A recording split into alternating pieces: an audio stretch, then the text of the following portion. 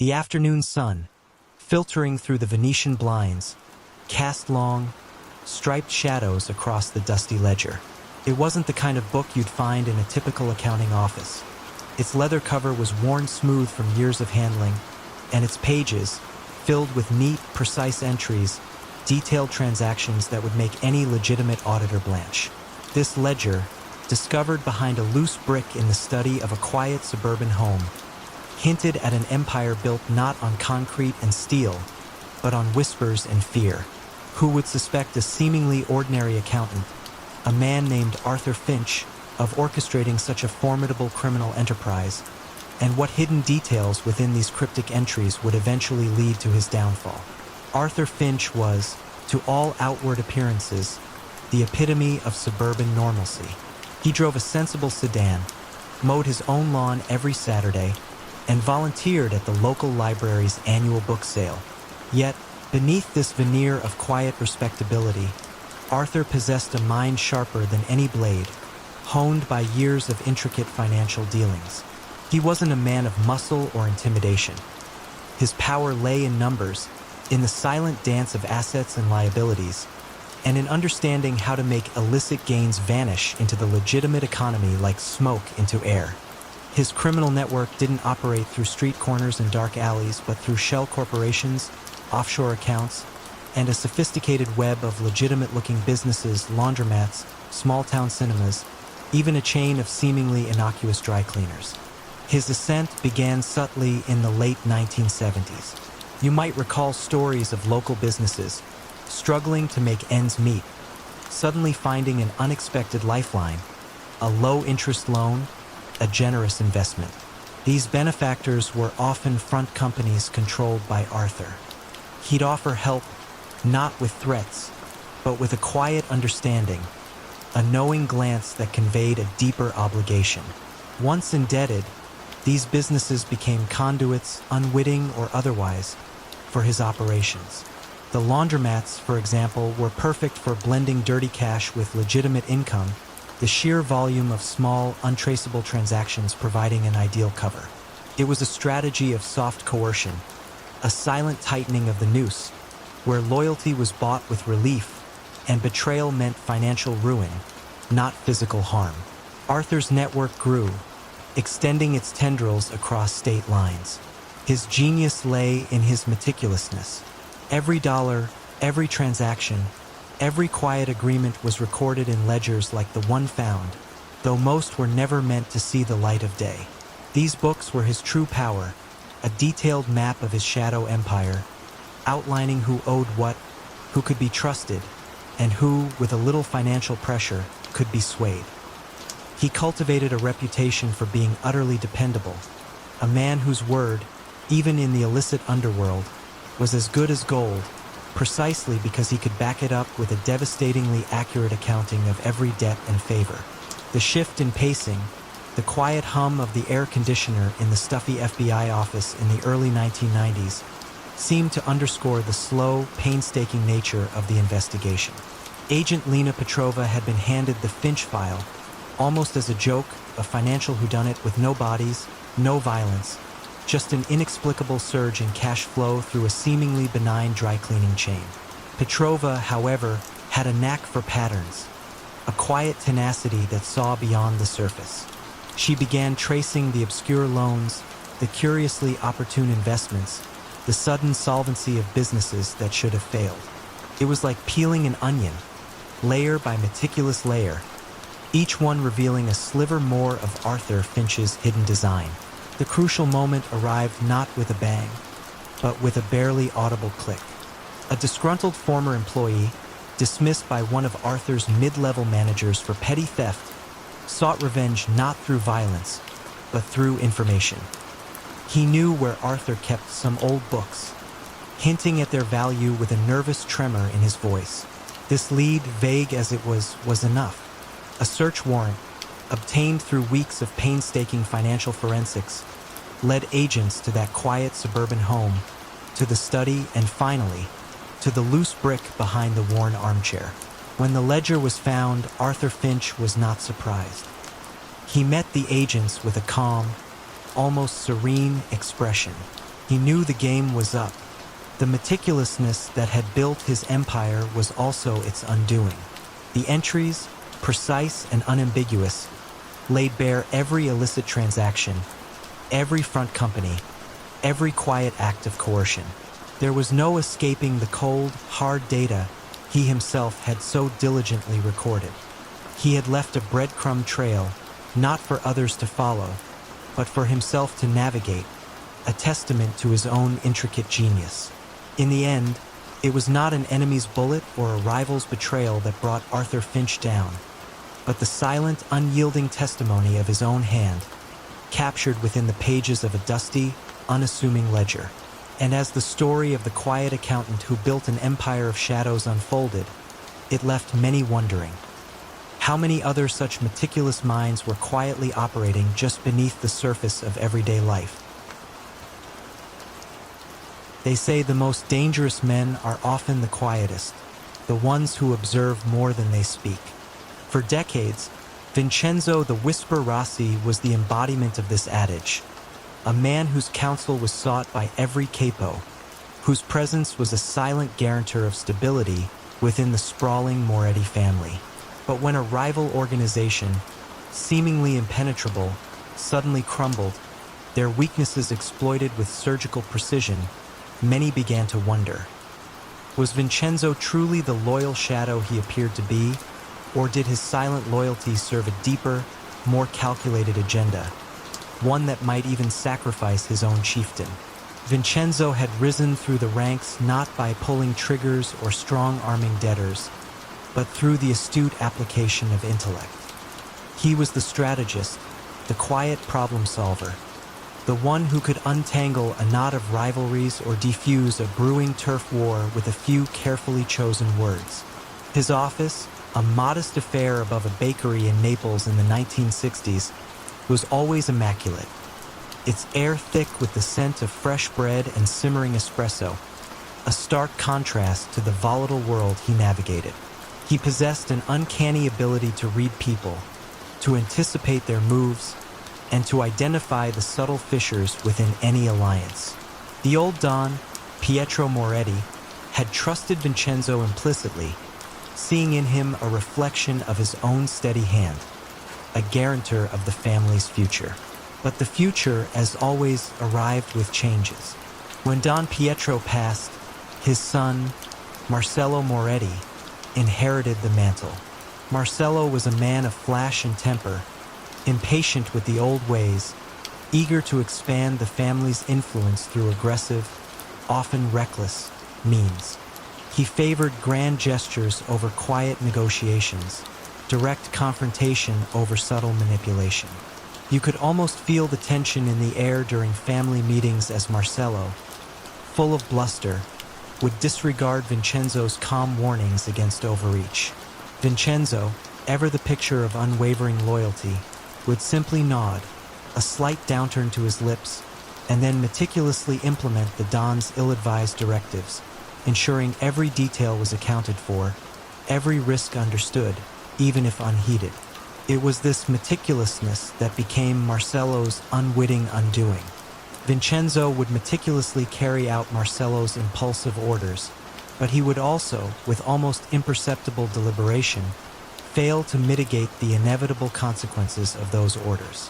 When Marcello decided to muscle in on a lucrative port operation traditionally controlled by the powerful Bellini family, Vincenzo prepared the groundwork perfectly, securing the necessary local contacts and legal fronts.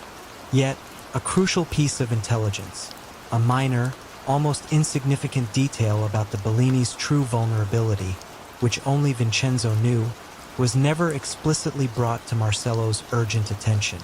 It wasn't withheld.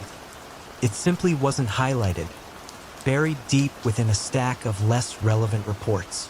The Bellini conflict escalated, costing the Moretti family significant resources and attracting unwanted police scrutiny. Marcello, frustrated, blamed his lieutenants, unaware that the seeds of his struggles had been quietly nurtured by the very man he trusted most. The atmosphere in the family shifted. Whispers of Marcello's incompetence grew louder. Vincenzo remained stoic, a pillar of support, offering counsel as the family faltered, gently guiding Marcelo towards increasingly desperate and ultimately fatal decisions. He'd suggest audacious schemes, knowing they were long shots, but framing them as the only way out. The unraveling came swiftly, a botched drug shipment, a direct result of Marcelo's insistence on cutting corners against Vincenzo's implied, but not forceful advice, led to mass arrests. Federal authorities, who had been building a case for years, saw their opening. Marcelo was caught in the dragnet, exposed and isolated, his network crippled. Vincenzo, miraculously, remained untouched, having subtly distanced himself from the direct orchestration of the most compromising operations. He became the interim leader, the steady hand guiding the shattered remnants of the Moretti family back from the brink. His reputation for unflappable calm only enhanced. It was years later, in the quiet, reflective aftermath of Marcelo's incarceration and the Moretti family's subsequent decline into a shadow of its former self, that a retired detective, poring over old case files, noticed a chilling pattern. Every one of Marcelo's major strategic blunders had been preceded by a seemingly innocuous, almost clerical oversight, or a piece of crucial, timely information that had, by sheer coincidence, arrived just a little too late, or was presented in a way that ensured it would be overlooked by the impetuous Don. It wasn't malice or overt sabotage, but a chillingly precise, almost artistic form of strategic inaction. He realized that Vincenzo's loyalty wasn't to any individual, but to the institution itself, and when an individual threatened that institution, Vincenzo became the quiet, unseen arbiter of fate. How many others, the detective mused, might have found their downfall orchestrated by the very hand they implicitly trusted, not with a bang, but with a silent, calculated whisper. The old shipping docks of Marseille, even in the bustling mid-1980s, held a certain weary grandeur, their metal cranes silhouetted against the Mediterranean sky like skeletal giants. It was here, amidst the clatter of cargo and the salty tang of the sea, that Henri Dubois, known ironically as the seamstress, stitched together his illicit empire. His craft wasn't in fabrics, however, but in people's deepest, most guarded secrets. When a series of powerful, seemingly untouchable figures across France suddenly found their lives unraveling, their reputations shredded by anonymous leaks, many whispered of a ghost in the shadows. But who was truly pulling the threads, meticulously weaving blackmail into an unbreakable web of control, and what hidden flaw in Henry's intricate design would ultimately cause his carefully constructed tapestry to unravel? Henri Dubois was an unassuming figure. He owned a small, legitimate import-export business on the docks, dealing in textiles and spices. His hands, though, were far more adept at handling delicate pieces of information than bales of cotton. He wasn't a man who relied on brute force or overt threats. Instead, Henri specialized in listening, observing, and meticulously cataloging the indiscretions of the powerful and influential. His network wasn't composed of armed enforcers but of discreet informants. Disgruntled secretaries, disillusioned mistresses, corrupt hotel staff, and even a few weary journalists. These individuals, often paid meager sums for seemingly trivial gossip, were unknowingly feeding the loom of Henry's intricate blackmail scheme. His rise began with quiet precision. A city councilman caught in a minor financial impropriety would suddenly find a well-dressed man, Henri himself, sitting opposite him in a quiet cafe, calmly presenting an undeniable dossier. The demand was never money directly, but rather a favor. A zoning permit approved, a rival's customs clearance delayed, a key piece of legislation quietly influenced. This method, far more insidious than simple extortion, built Henri a silent army of compromised individuals, each indebted and subtly controlled. The targets, fearing public humiliation and ruin, almost always complied. You could see the subtle shift in their demeanor around town, a new guardedness, a faint shadow of fear in their eyes. Henry's genius lay in his understanding of human weakness and the power of reputation. He knew that for many in positions of authority, the exposure of a secret, an affair, a hidden financial dealing, a past mistake, was far more devastating than any physical threat. He didn't need to brandish a weapon. The threat of a well-placed anonymous tip to a newspaper or a carefully timed delivery of sensitive documents to a prosecutor's office was enough. His empire was one of quiet leverage, of whispered commands, and of a chilling certainty that everyone had something to hide, and he would find it. The subtle shifts in Henry's operation were almost imperceptible, a slow tightening of the threads. As his influence grew, his targets became more prominent. High-ranking government officials, wealthy industrialists, even a prominent judge. The demands grew more significant, the favors more daring. The pattern was always the same.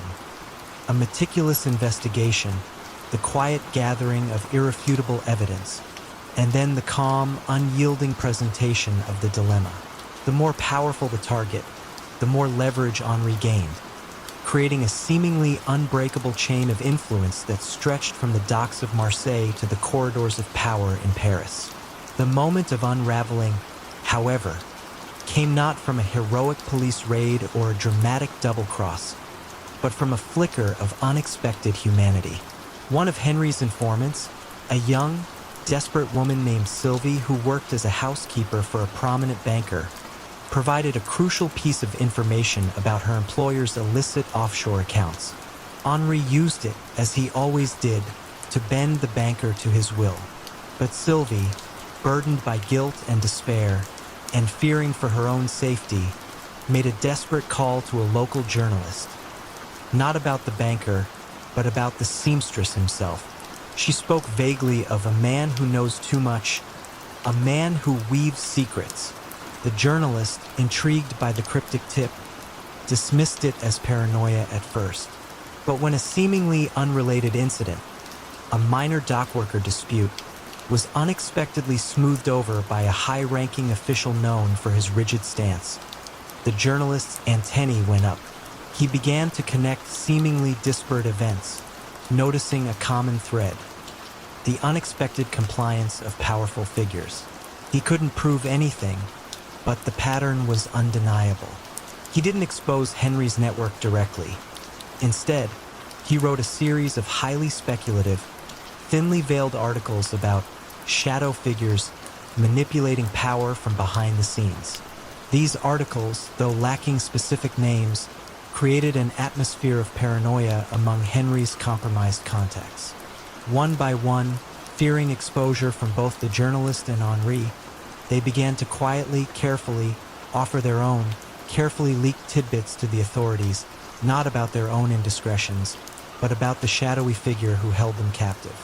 A whispered name here, a vague location there, until slowly, painstakingly, the threads began to lead back to the quiet import-export business on the Marseille docks.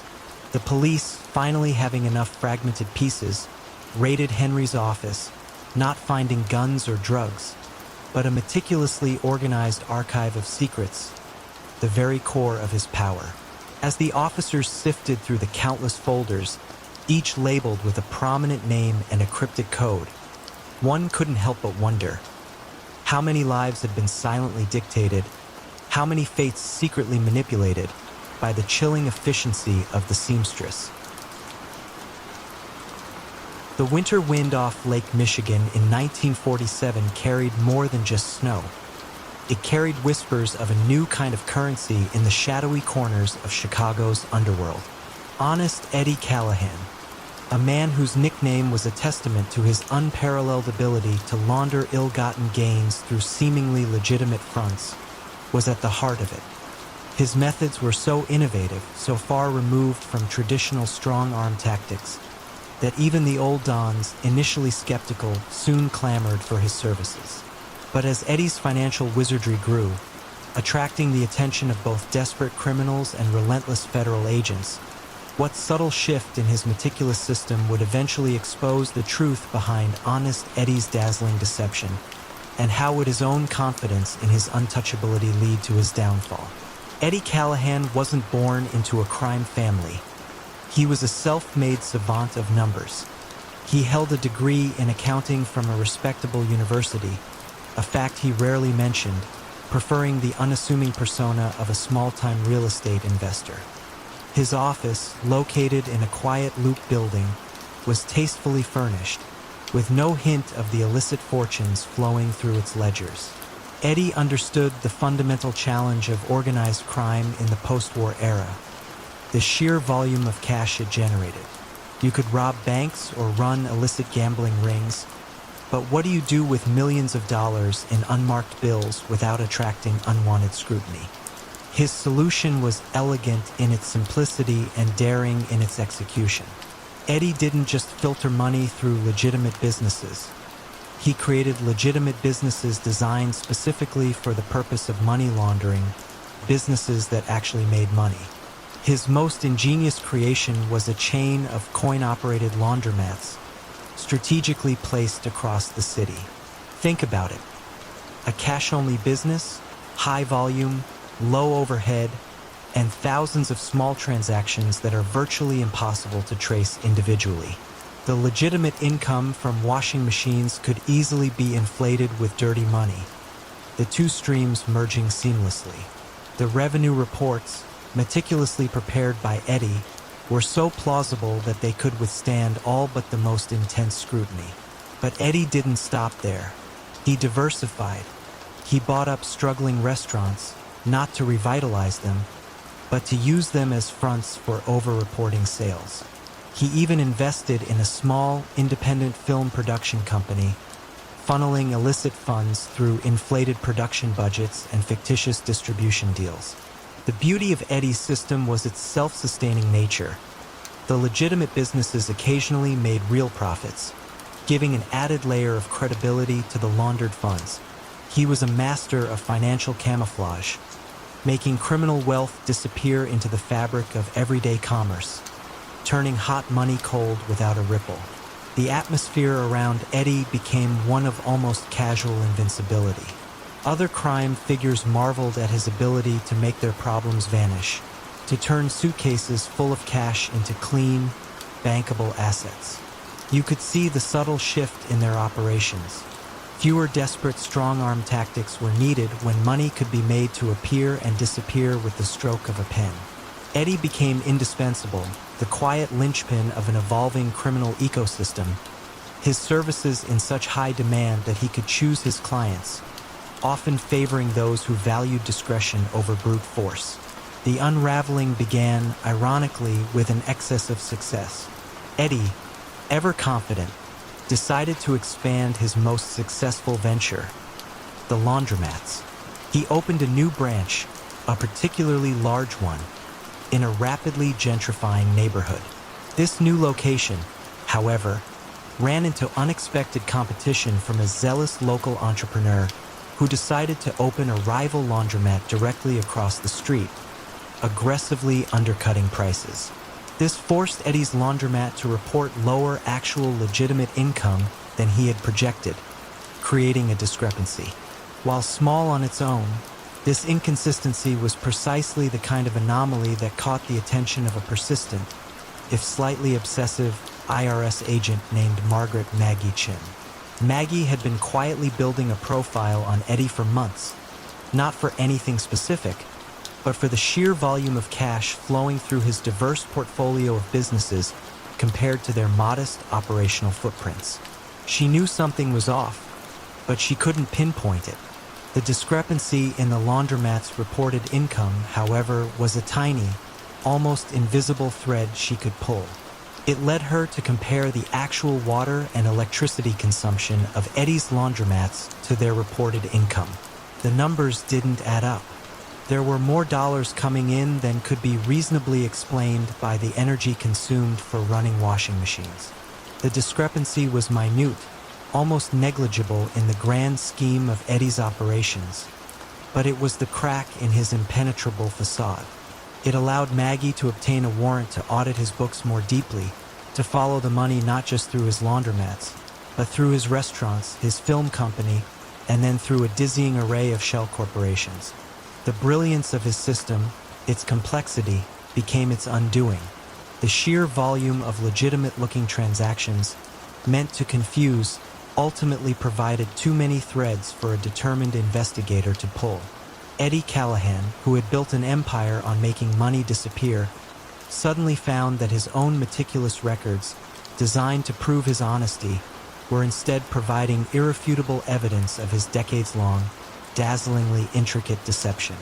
As the final arrest was made, many couldn't help but reflect.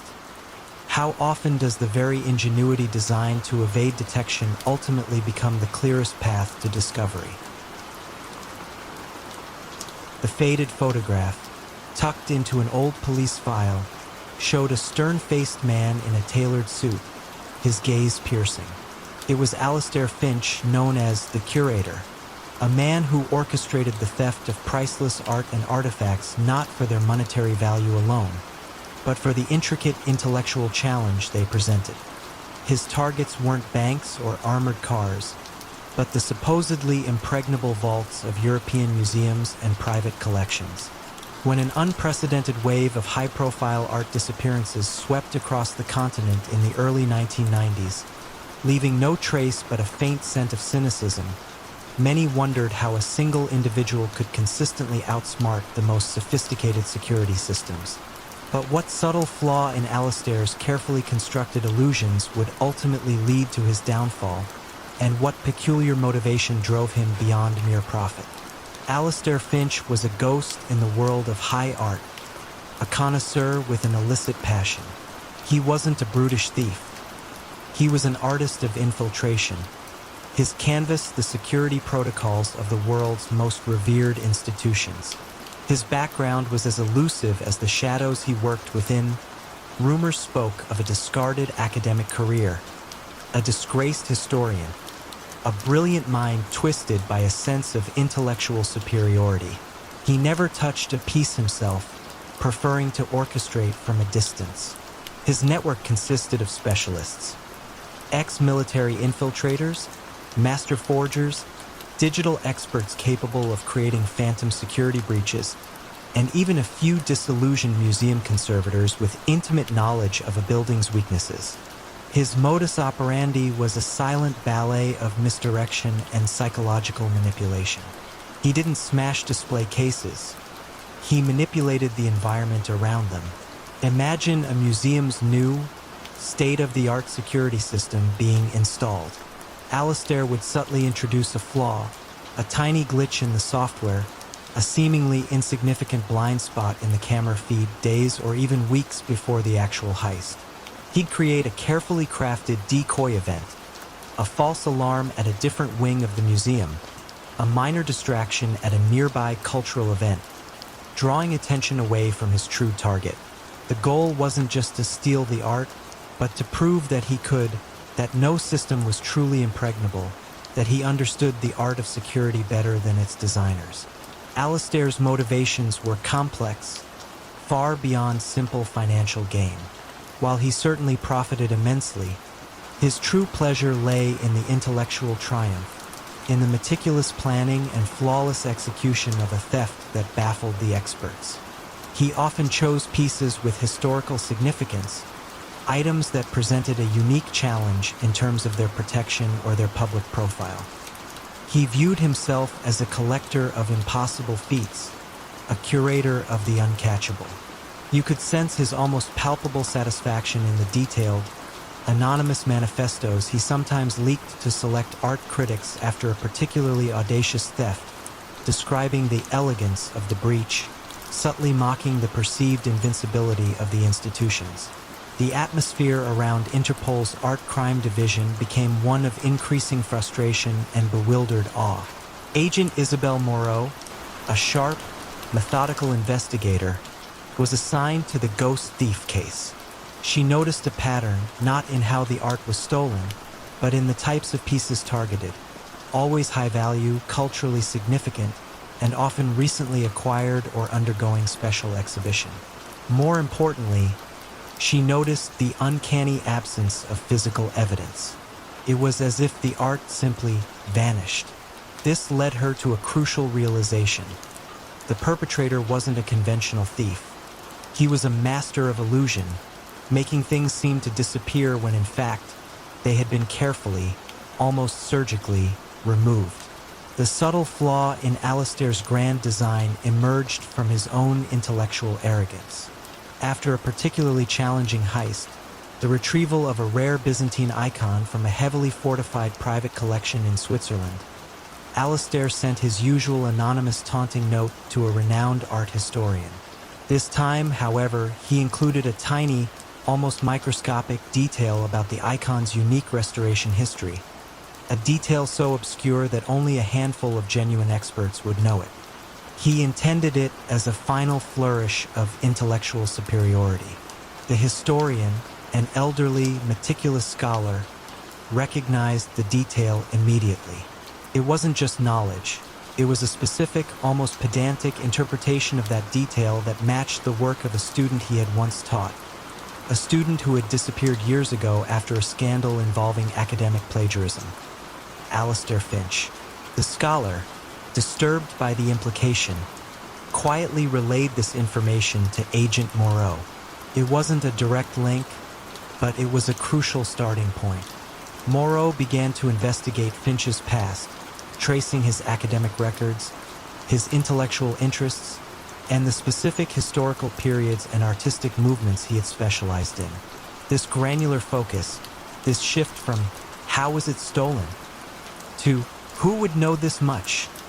slowly unraveled Alistair's web.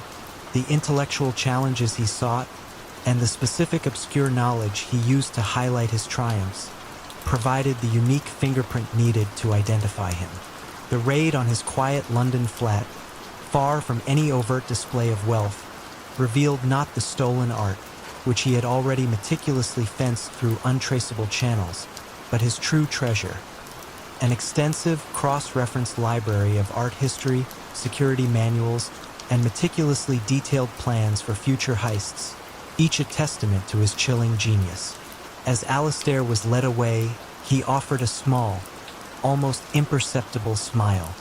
He had been caught, yes, but only because he had revealed too much of his own intellectual artistry.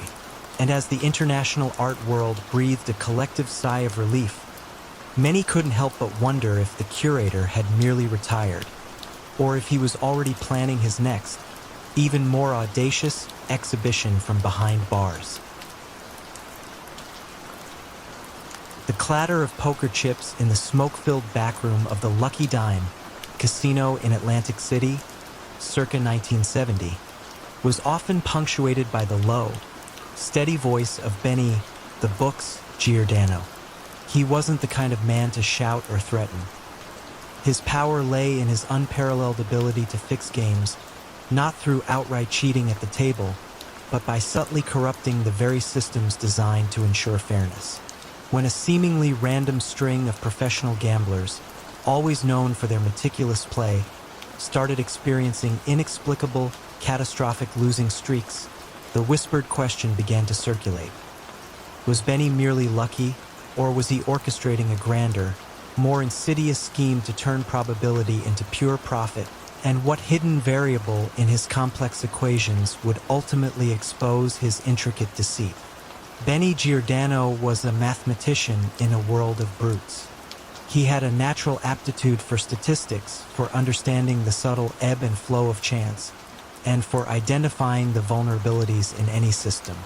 He was brought into the Santoro crime family not for his brawn, but for his brain, tasked with maximizing the illicit profits from their numerous casinos. His office, a stark, functional space behind the glitz and glamour of the main casino floor, was filled not with weapons, but with probability charts, complex algorithms, and detailed schematics of slot machines and roulette wheels. He understood that true control lay not in intimidating players, but in manipulating the odds themselves, in making the inevitable seem like pure, unadulterated luck. His methods were as subtle as they were devastating. Benny rarely tampered directly with the physical machines. Instead, he corrupted the people who managed them. He'd identify low-level technicians, maintenance staff, or even pit bosses with hidden debts or secret vices, then apply gentle, almost imperceptible pressure. A debt quietly paid, a secret subtly alluded to. These individuals, compromised and grateful, would then implement minor, almost untraceable adjustments. A slot machine's payout percentage slightly lowered, but only for certain players or after a specific number of plays. A roulette wheel that, over thousands of spins, favored certain numbers by the slightest fraction of a degree. These weren't overt cheats. They were statistical nudges, small deviations that, over time, guaranteed a massive swing in the casino's favor. Benny also perfected the art of player profiling. He'd study the habits of high rollers, tracking their betting patterns, their preferred games, even their emotional tells. This data, fed into his complex calculations, allowed him to predict when a particular adjustment would yield the greatest return with the least suspicion. He wasn't just fixing games. He was fixing fates, guiding players towards their financial doom with a precision that seemed almost supernatural. You could often see the growing desperation in the eyes of a high roller as they emptied their pockets, swearing the odds were just off. Unable to pinpoint why, the atmosphere in the Lucky Dime became one of almost supernatural success for the house. The Santoro family's profits soared, exceeding even their most optimistic projections. Other crime families, baffled by the Santoros' consistent good fortune, began to seek Benny's counsel, paying exorbitant fees for his strategic insights. Benny, ever the calm, unassuming technician, simply provided his analyses, his reputation as the book's growing with every guaranteed win. He projected an air of quiet confidence, a man who understood the universe's chaotic dance and had found a way to bend it to his will. The unraveling began not with a disgruntled employee, but with a highly specialized and deeply suspicious form of reverse engineering. A consortium of frustrated professional gamblers, after suffering repeated, inexplicable losses at the Lucky Dime, pooled their resources and hired a brilliant, obsessive mathematician named Dr. Evelyn Reed. Evelyn wasn't interested in traditional police work. She was interested in pure probability. She brought in a team of statisticians and, disguised as ordinary patrons, spent weeks meticulously recording thousands of hours of gameplay data from the Lucky Dime and, crucially, from other rival casinos. Her breakthrough came when comparing the data. While all casinos had a house edge, the Lucky Dime exhibited tiny, almost undetectable, statistical anomalies in its payout patterns. Anomalies that couldn't be explained by random chance alone.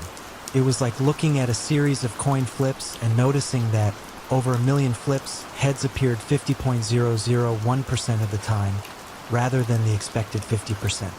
This microscopic deviation, when extrapolated over millions of dollars and thousands of players, pointed to deliberate systemic manipulation. The hidden variable in Benny's equation wasn't an external factor. It was his own sophisticated manipulation embedded within the probabilities. Evelyn's meticulous report, filled with arcane statistical proofs and irrefutable data, landed on the desk of a federal agent who had been fruitlessly investigating the Santoro family for years. The agent, initially skeptical of a purely mathematical case, was convinced by the sheer precision of Evelyn's findings. It wasn't about catching a specific cheat in action, but about demonstrating a pattern of impossible odds. Armed with this statistical evidence, the authorities obtained a sweeping warrant for the Lucky Dime, not to raid the main floor, but to meticulously examine every slot machine, every roulette wheel, every computer system, and crucially, every employee record. The technical adjustments Benny had overseen, minute as they were, left digital footprints, and the compromised employees, under intense interrogation, eventually confessed to the subtle manipulations. Benny the Book's Giordano who had built an empire on making the impossible seem inevitable, found his sophisticated web of probabilities undone by the relentless logic of an even sharper mind. As he was led away, the casino floor was unusually quiet, and many patrons couldn't help but wonder if, in the world of chance, there was ever truly such a thing as luck.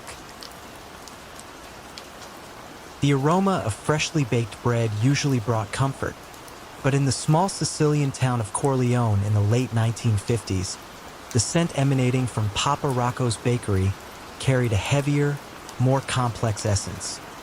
The quiet, pervasive presence of organized crime. Rocco the Baker Moretti was not merely crafting loaves. He was crafting a legacy of fear and control, using the ancient, unwritten codes of the Mafia to establish an unbreakable grip on the local economy. When whispers of an economic drought began to spread through the town, businesses mysteriously failing, shops unable to secure vital supplies, many suspected more than just bad luck. But what subtle, yet suffocating, form of coercion did Rocco employ to maintain his absolute dominion? And what unexpected force, seemingly unrelated to the underworld, would eventually crumble his carefully kneaded empire? Rocco Moretti was a man of tradition, rooted deeply in the ancient ways of the island. He scorned the flashy displays of violence favored by newer generations of gangsters. His power was derived from omerta, from the unspoken law of silence, and from a deep understanding of the local community's needs and vulnerabilities. His bakery was not just a front. It was a central hub, a place where people came for their daily bread, and where Rocco, with a gentle smile and a knowing glance, dispensed both loaves and quiet decrees. He was the invisible hand, the unacknowledged authority that permeated every aspect of daily life. His criminal strategy was not about racketeering in the traditional sense, but about cultivating absolute economic dependency. Rocco didn't demand protection money directly. Instead, he would offer assistance. A struggling olive oil producer found his distribution network suddenly expanded, thanks to Rocco's connections. A small vineyard, facing financial ruin, received a generous, no-strings-attached loan from Rocco's benevolent fund. These acts of seemingly selfless aid created a profound sense of obligation. Once you accepted Rocco's help, you were subtly, irrevocably bound. Your loyalty became his, and your business a quiet extension of his influence. If a business owner dared to refuse his help, or worse, sought aid from an outside source, the consequences were swift and silent. Suddenly, their olive oil wouldn't reach the market. Their grapes wouldn't be harvested. Supplies wouldn't arrive. It wasn't sabotage. It was simply a series of unfortunate coincidences, a sudden, inexplicable disruption of supply chains. The message was clear, delivered without a single word. Rocco was the only conduit, the only source of economic life in Corleone. You could almost feel the chilling weight of this unspoken understanding, the invisible chains that bound every shop owner, every farmer, every family. The atmosphere in Corleone, while outwardly peaceful, was permeated by an undercurrent of fear and resignation. The town prospered, yes, but only on Rocco's terms. The money flowed, but a significant portion of it flowed back into Rocco's coffers through inflated prices on supplies he secured, or through favorable terms on loans that were never truly repaid. He controlled everything from the price of wheat to the hiring of local laborers. His power was absolute, yet so subtly wielded that many outsiders would dismiss it as simply the way things are done. The unraveling began not with a police investigation or a rival family, but with the arrival of the European Economic Community, EEC, in the late 1960s. Italy's integration into this broader economic bloc brought with it an influx of new agricultural subsidies, standardized trade regulations, and, crucially, open markets. For decades, Rocco had thrived on isolation, on controlling the limited avenues of commerce. But now, suddenly, farmers could access loans from banks in Rome, not just from Rocco's fund. Businesses could import goods from other EC countries, bypassing his secured supply chains. It was a slow, almost imperceptible erosion of his power. The EEC didn't send police to arrest Rocco. It sent economists, bureaucrats, and agricultural specialists. They offered new, legitimate alternatives, slowly chipping away at the foundation of dependency Rocco had so carefully built. A farmer, emboldened by direct subsidies, refused Rocco's help with his olive crop. Rocco tried his usual tactics. The supplies mysteriously vanished. The harvest was delayed. But this time, the farmer, through new EEC-sponsored cooperatives, found alternative buyers and suppliers outside Rocco's reach.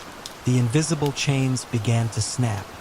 Other businesses followed suit, cautiously at first, then with increasing confidence. The fear began to dissipate, replaced by the cautious hope of economic independence. Rocco's power, built on the premise of being the sole gatekeeper, began to wane as more gates opened. He couldn't physically stop an entire continent's economic shift. The climax wasn't a shootout.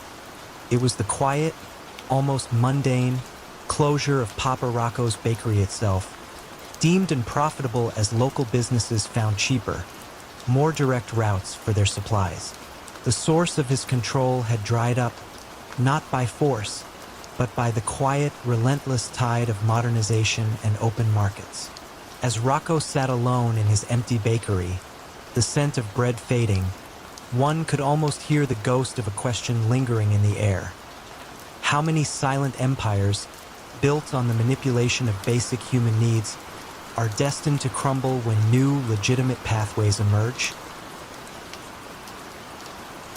The hum of the mainframe computers in the late 1990s, deep within a nondescript office park in Dublin, was the steady heartbeat of Liam, the architect O'Connell's operations. He wasn't building physical structures, but elaborate digital mazes, expertly laundering vast sums of money through the burgeoning world of online gambling. When seemingly legitimate internet casinos, appearing overnight and dissolving just as swiftly, began to leave a trail of untraceable digital transactions across international borders, authorities were baffled. But what sophisticated, almost invisible method did Liam employ to hide his dirty billions, and what tiny, yet critical digital ghost would eventually expose the meticulously crafted architecture of his virtual empire? Liam O'Connell was a prodigy of the digital age, a former cybersecurity consultant with a keen understanding of network vulnerabilities and the intricate pathways of online finance. He saw the internet not just as a tool, but as a vast, unregulated frontier, ripe for exploitation. Unlike the old guard, Liam had no need for gritty backrooms or physical intimidation. His realm was the ethereal space of servers and algorithms, his currency encrypted data packets. He offered a service unparalleled in its efficiency: the instantaneous transformation of illicit cash into clean, digital assets, then back again, leaving no discernible trace. His method was an evolution of traditional money laundering, adapted for the digital sphere.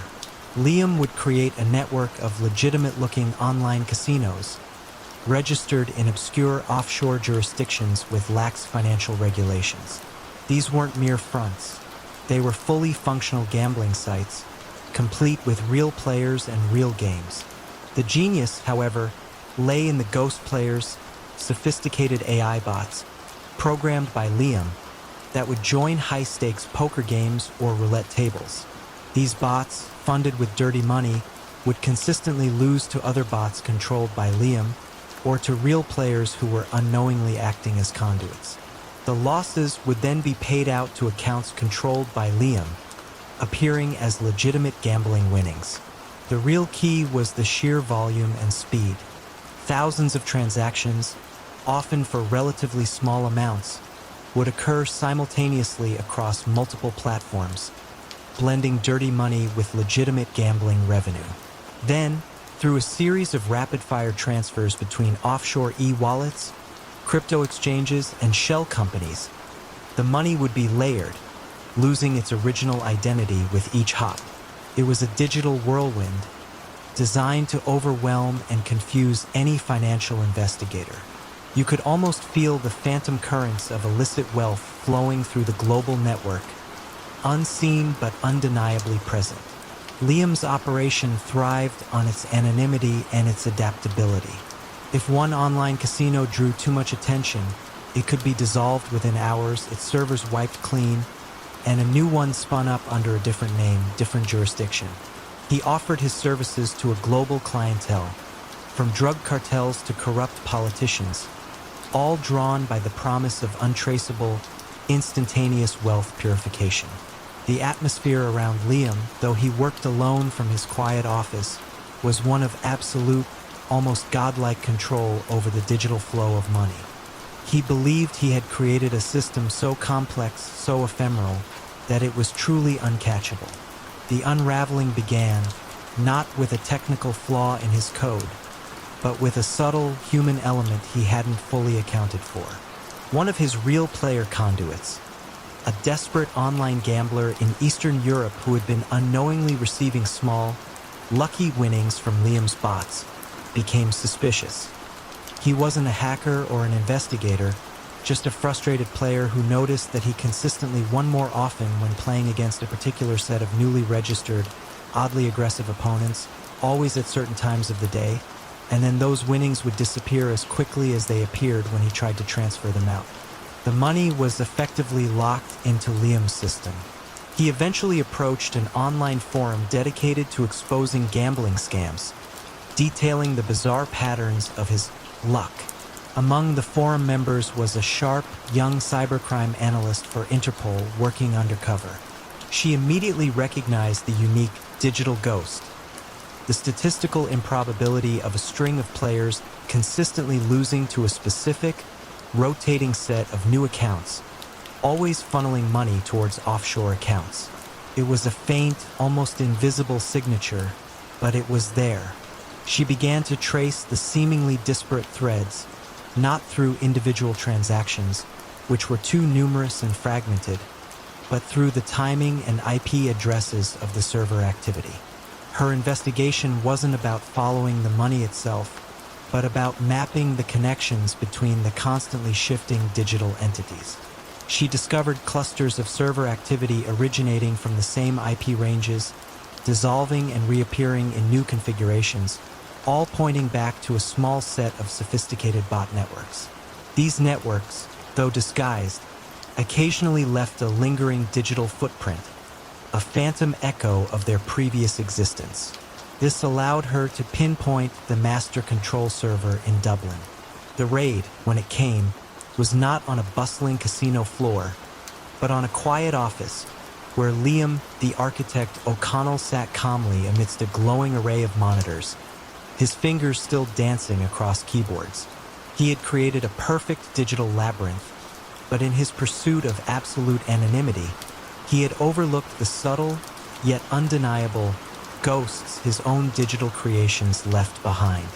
As he was led away, the hum of the mainframes continued, a chilling reminder of the vast, unseen flows of wealth beneath the surface of the internet, and the enduring question: how many other digital architects are quietly building their empires in the unseen corners of cyberspace?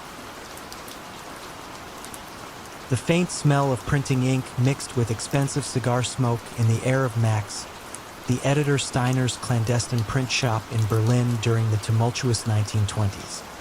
He wasn't publishing newspapers or novels, but counterfeit bonds, forged passports, and elaborate financial documents so perfect they could fool even the most seasoned bank clerks. When a sudden surge of seemingly legitimate, yet utterly untraceable financial instruments began to flood European markets, disrupting economies and making fortunes vanish into thin air, many wondered how such impeccable forgeries could proliferate undetected. But what subtle artistry did Max employ to craft his flawless fakes? And what unexpected, almost microscopic, detail within his masterworks would ultimately betray the quiet genius of the editor?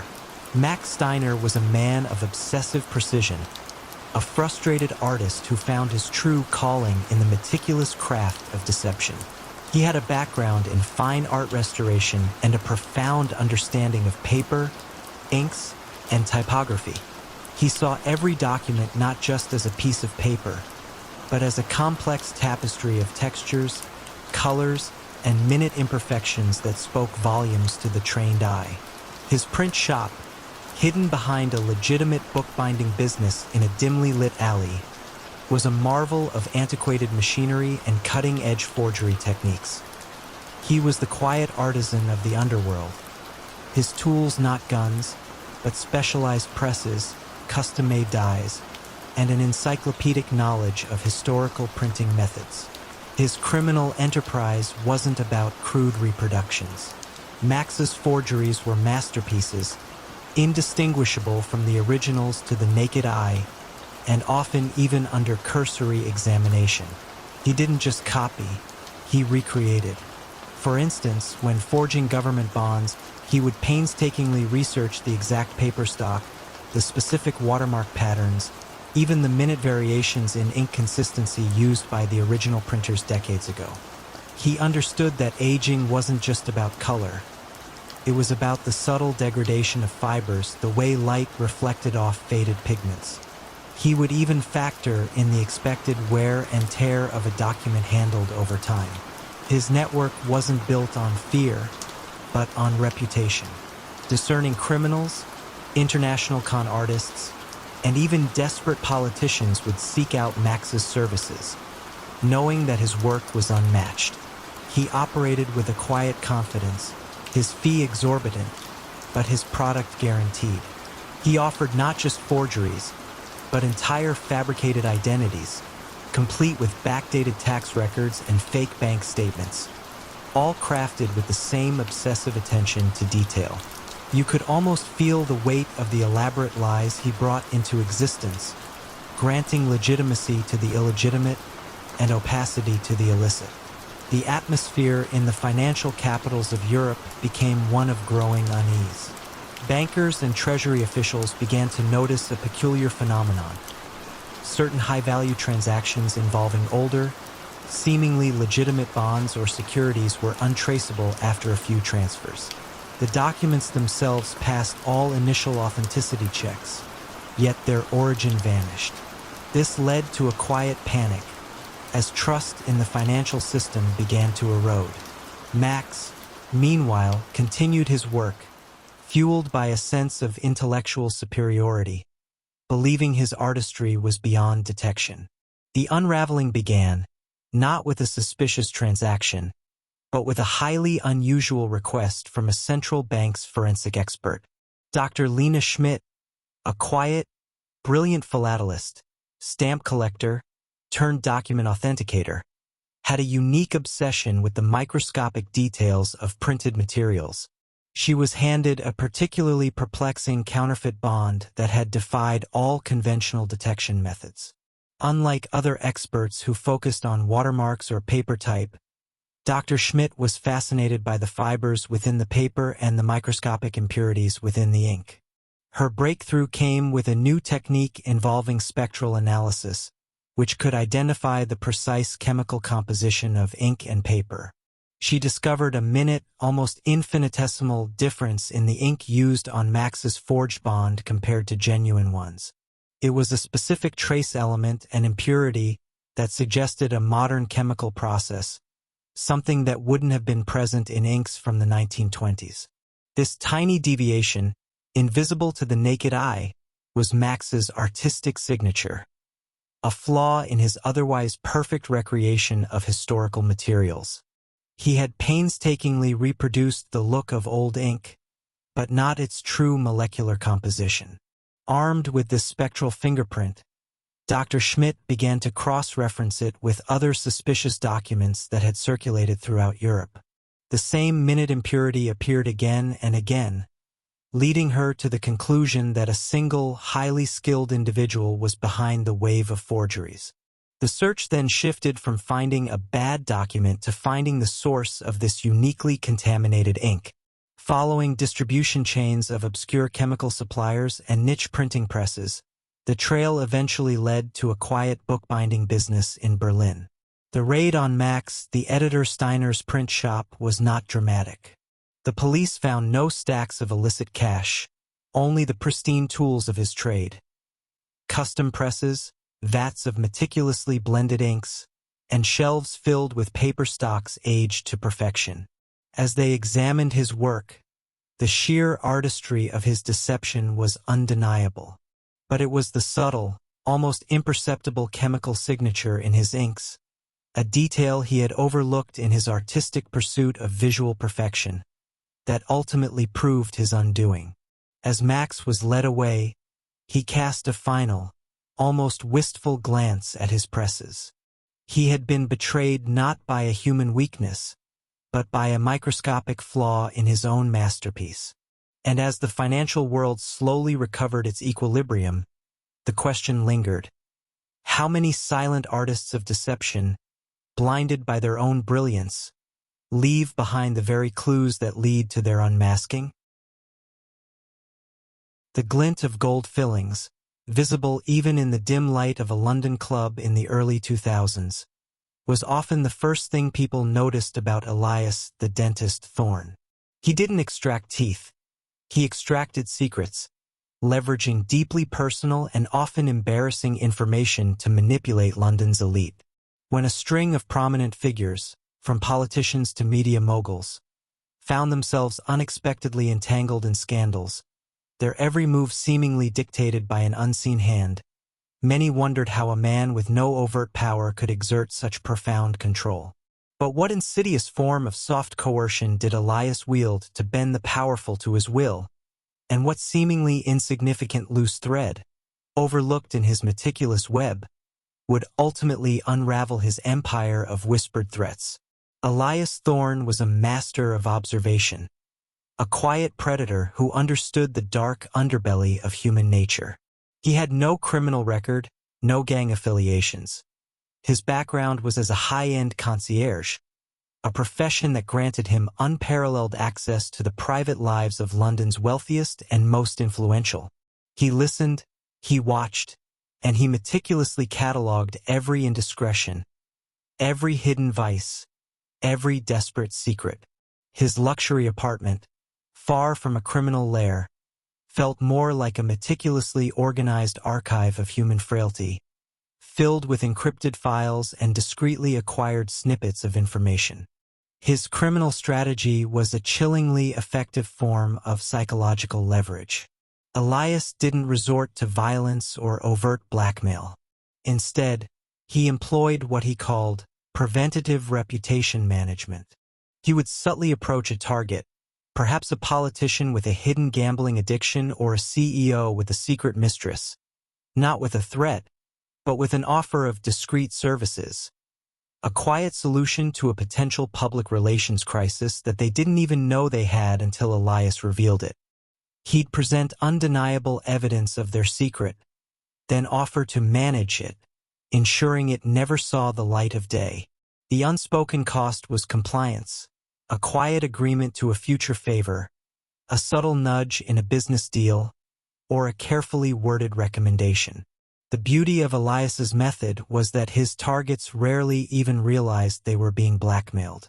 They believed they were merely making a prudent decision to protect their reputations. He became an invaluable, albeit terrifying, asset to them, the unseen hand that smoothed over their potential PR disasters, allowing them to continue their public lives unblemished. His influence grew not through fear of punishment, but through the desire to maintain status and avoid public shame. You could almost feel the invisible threads of obligation tightening around London's elite, their public faces maintained at the cost of their silent servitude to Elias. The atmosphere around London's powerful corridors of influence became oddly synchronized. Major policy decisions seemed to shift inexplicably, lucrative contracts awarded to unexpected bidders, controversial media stories quietly suppressed. It wasn't overt corruption, but a subtle, pervasive tilt, an unseen current guiding events. Elias, in his quiet apartment, would monitor the news, a slight smile playing on his lips as he saw his carefully placed nudges translate into tangible influence. He was convinced his system was foolproof, built on the one thing people valued most, their carefully constructed public image. The unraveling began, ironically, with a genuine act of compassion. Elias had, for years, been discreetly obtaining confidential medical records through a network of compromised clinic administrators.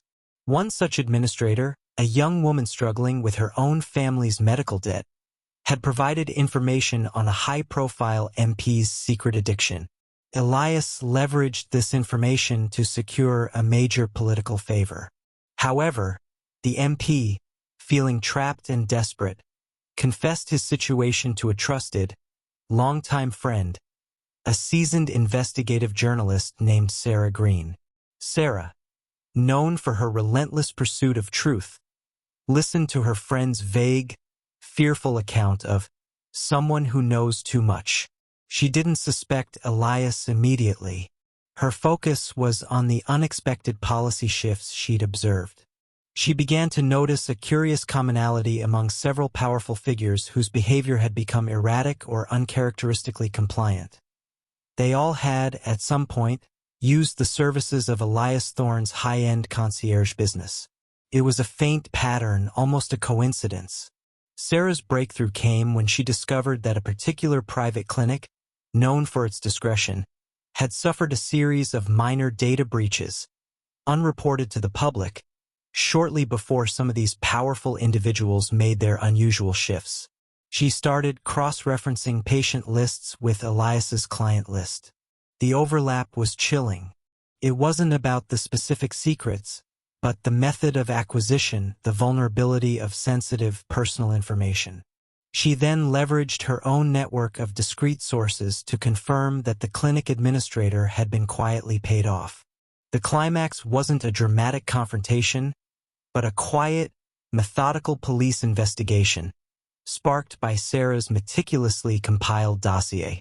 They didn't find traditional evidence of blackmail, but they found an overwhelming pattern of unusual financial payments to specific individuals connected to sensitive data, followed by Elias Thorne's subsequent guidance of their powerful clients. The loose thread was not a secret revealed, but the subtle, systematic exploitation of human trust within seemingly legitimate services. As Elias, the dentist Thorne, was apprehended in his quiet apartment, surrounded by the echoes of 1,000 secrets, one couldn't help but wonder. How many others, driven by the desire to control, exploit the very privacy people strive to protect, creating empires out of whispers and quiet compliance? The chill of the North Sea wind biting at the docks of Rotterdam in the 1990s often carried the metallic tang of illicit cargo, a scent intimately familiar to Anton the Ghost Volkov.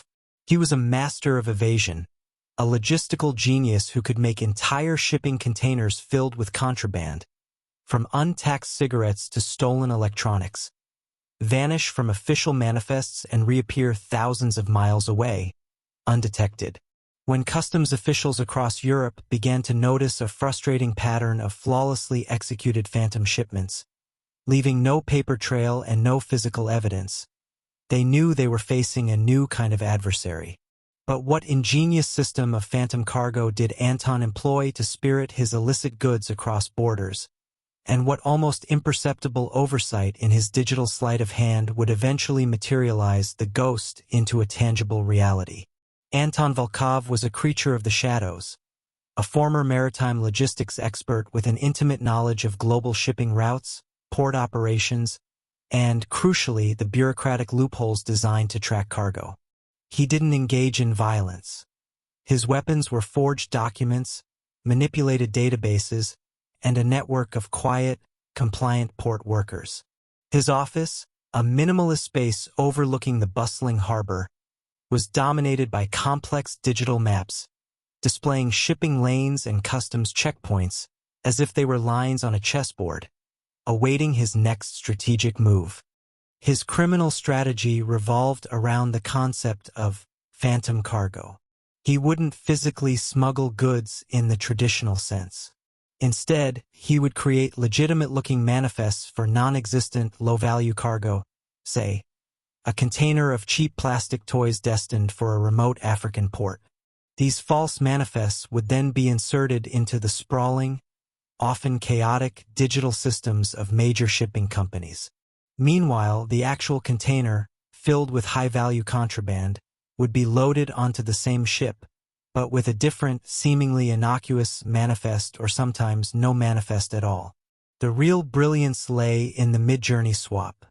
At a designated point, usually a busy transshipment hub like Singapore or Dubai, the container with the legitimate-looking phantom cargo would be quietly offloaded and replaced with the actual illicit cargo, which would then proceed to the original destination listed on the phantom manifest. The customs declaration would match the original, low-value, non-existent goods, allowing the valuable contraband to pass through inspection points unnoticed. It was a digital shell game on a global scale, making the untraceable appear legitimate and the legitimate disappear. You could almost feel the phantom weight of unseen illicit goods moving across the oceans, leaving no ripples. Anton's reputation grew by word of mouth among the international criminal fraternity. He offered a no-trace, no-risk guarantee, and his success rate was legendary.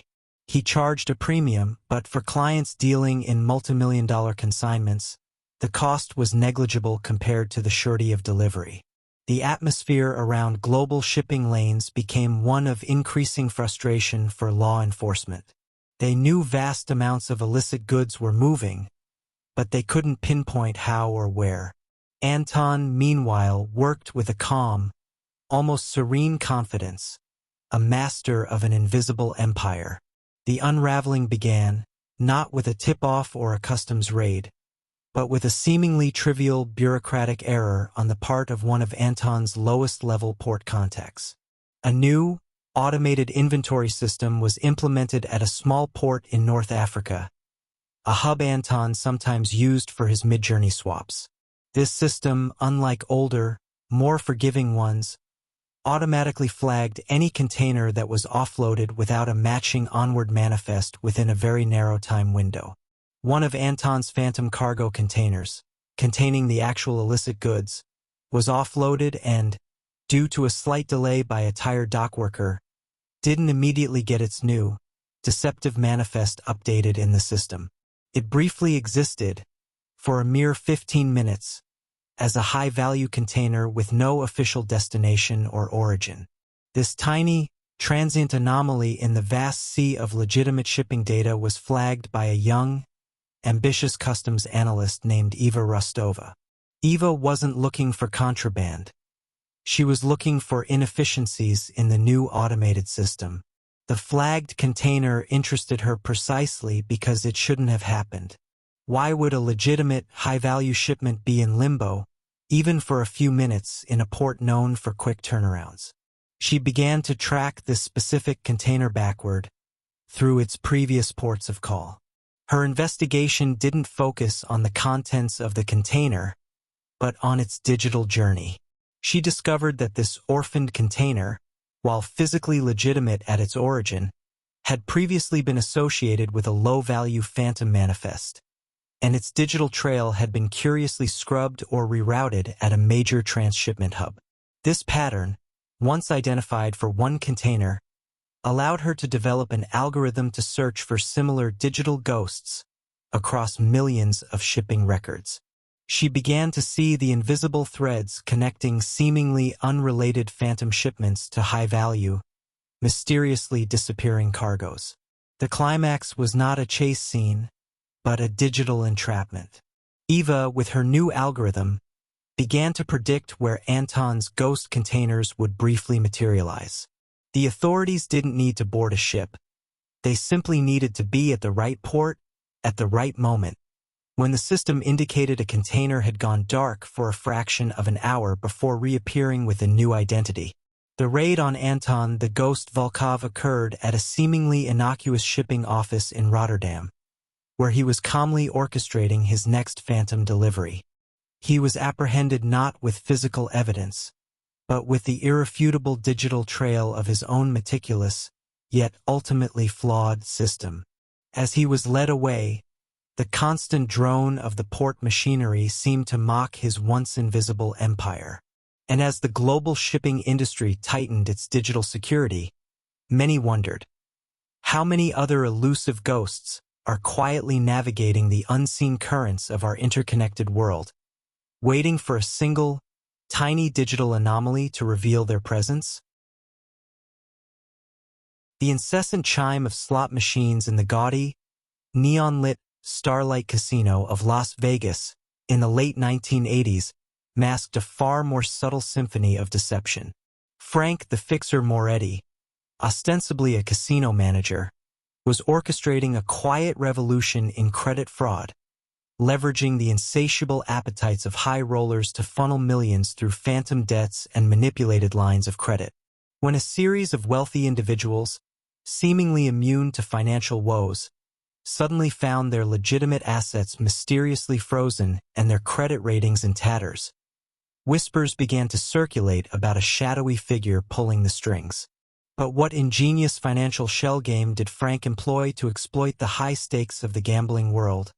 And what mundane, yet overlooked, piece of paper would eventually expose the elaborate deception of the fixer? Frank Moretti was a master of human psychology, a former bank executive who understood the allure of unlimited credit and the desperation of a losing streak. He didn't need to strong-arm. He simply offered a path to continued indulgence.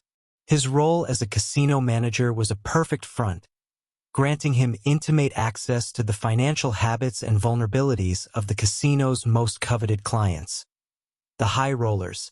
His office, a surprisingly Spartan space behind the velvet ropes of the VIP lounge, was filled not with gambling paraphernalia, but with credit reports, banking regulations, and a meticulous, handwritten ledger detailing his clients' hidden financial woes. His criminal enterprise wasn't about skimming cash from the casino floor. It was about manipulating the very concept of debt. Frank would target wealthy individuals with significant but illiquid assets, say, a sprawling real estate portfolio or valuable art collections, who were, ironically, cash poor due to lavish spending habits or poor investments. When these high rollers inevitably hit a losing streak, Frank would appear not as a loan shark, but as a benevolent savior. He'd offer them seemingly unlimited lines of credit, facilitated through obscure, offshore banks he controlled. The terms were simple. Use the credit to keep gambling, and he would handle the paperwork. The ingenious part was that these lines of credit were largely fictitious. The money wasn't coming from legitimate loans. It was simply a digital entry in a phantom ledger.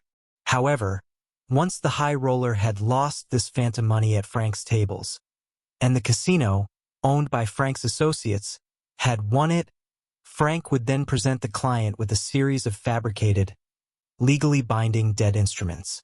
These documents, complete with forged signatures and official-looking stamps, represented the losses as legitimate, unsecured loans from the offshore banks.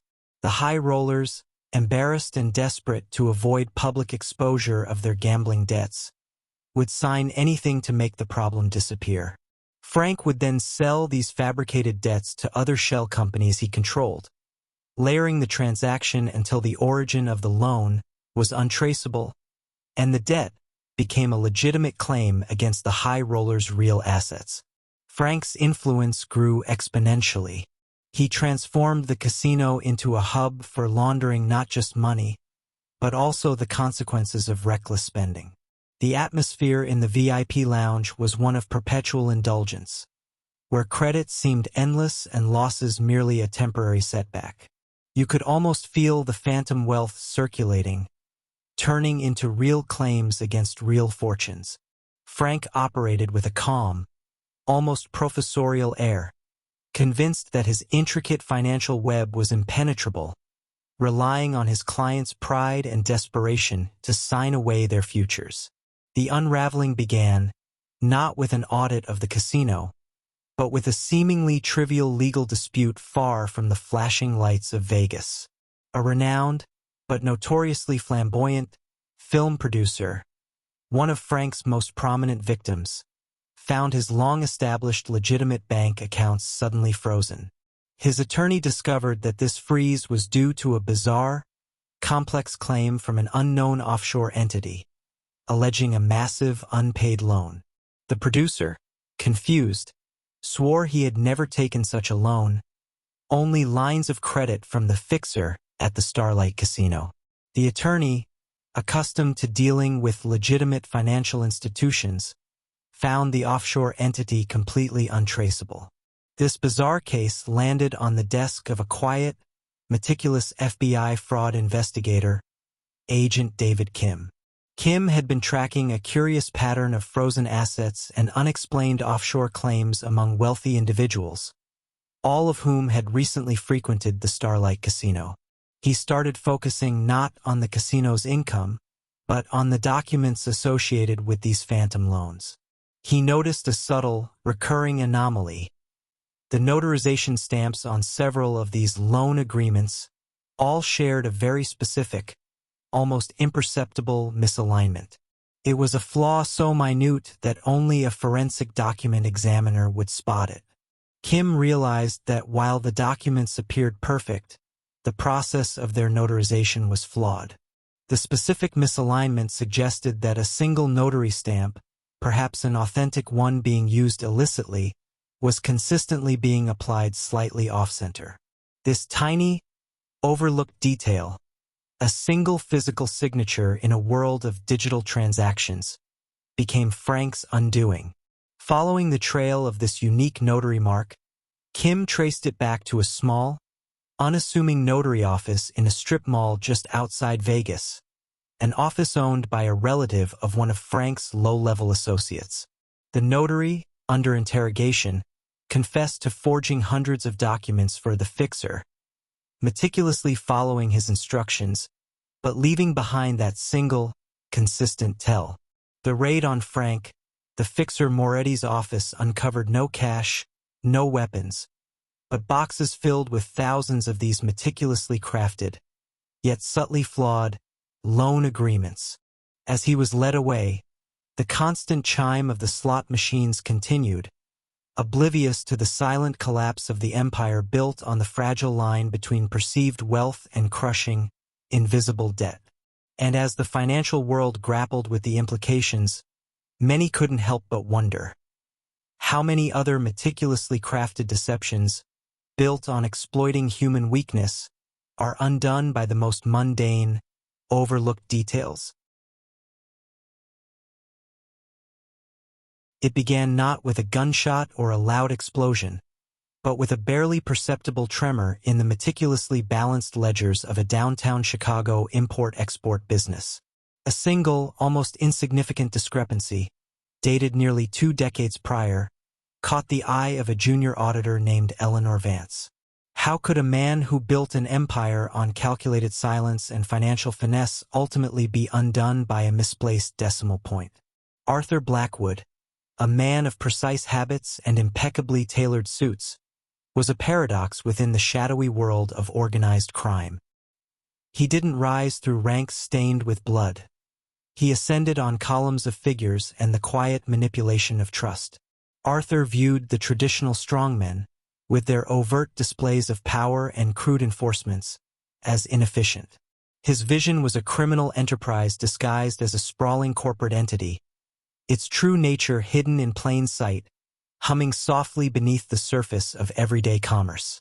He started small in the late 1950s, using his considerable accounting acumen to optimize the books of struggling Chicago businesses. Initially, his services were legitimate, helping enterprises navigate complex tax codes and find efficiencies.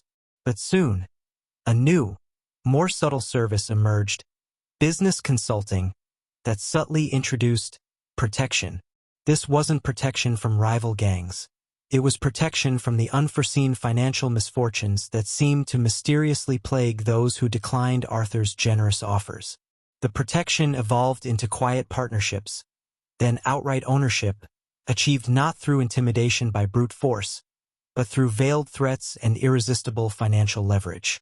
You might find your once thriving business suddenly bleeding money, its supply lines tangled, its customers mysteriously vanishing, only to have a friendly investor, one of Blackwood's anonymous fronts, offer a timely lifeline at an unbelievably low price. This was never about breaking kneecaps. It was about breaking spirits with balance sheets, a slow, suffocating squeeze on a company's very viability. His network extended into seemingly legitimate industries: laundromats, textile mills, even a highly successful chain of bakeries that filled the morning air with the comforting scent of fresh bread. Each served as a conduit, a discreet pipeline for illicit funds, washing dirty money through the mundane, unremarkable transactions of everyday life. Millions moved, laundered through the sale of 1,000 loaves of bread or the processing of countless pounds of fabric, leaving no discernible trace.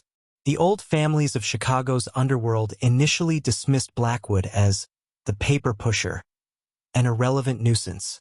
They saw his meticulousness as weakness, his quiet demeanor as a lack of resolve.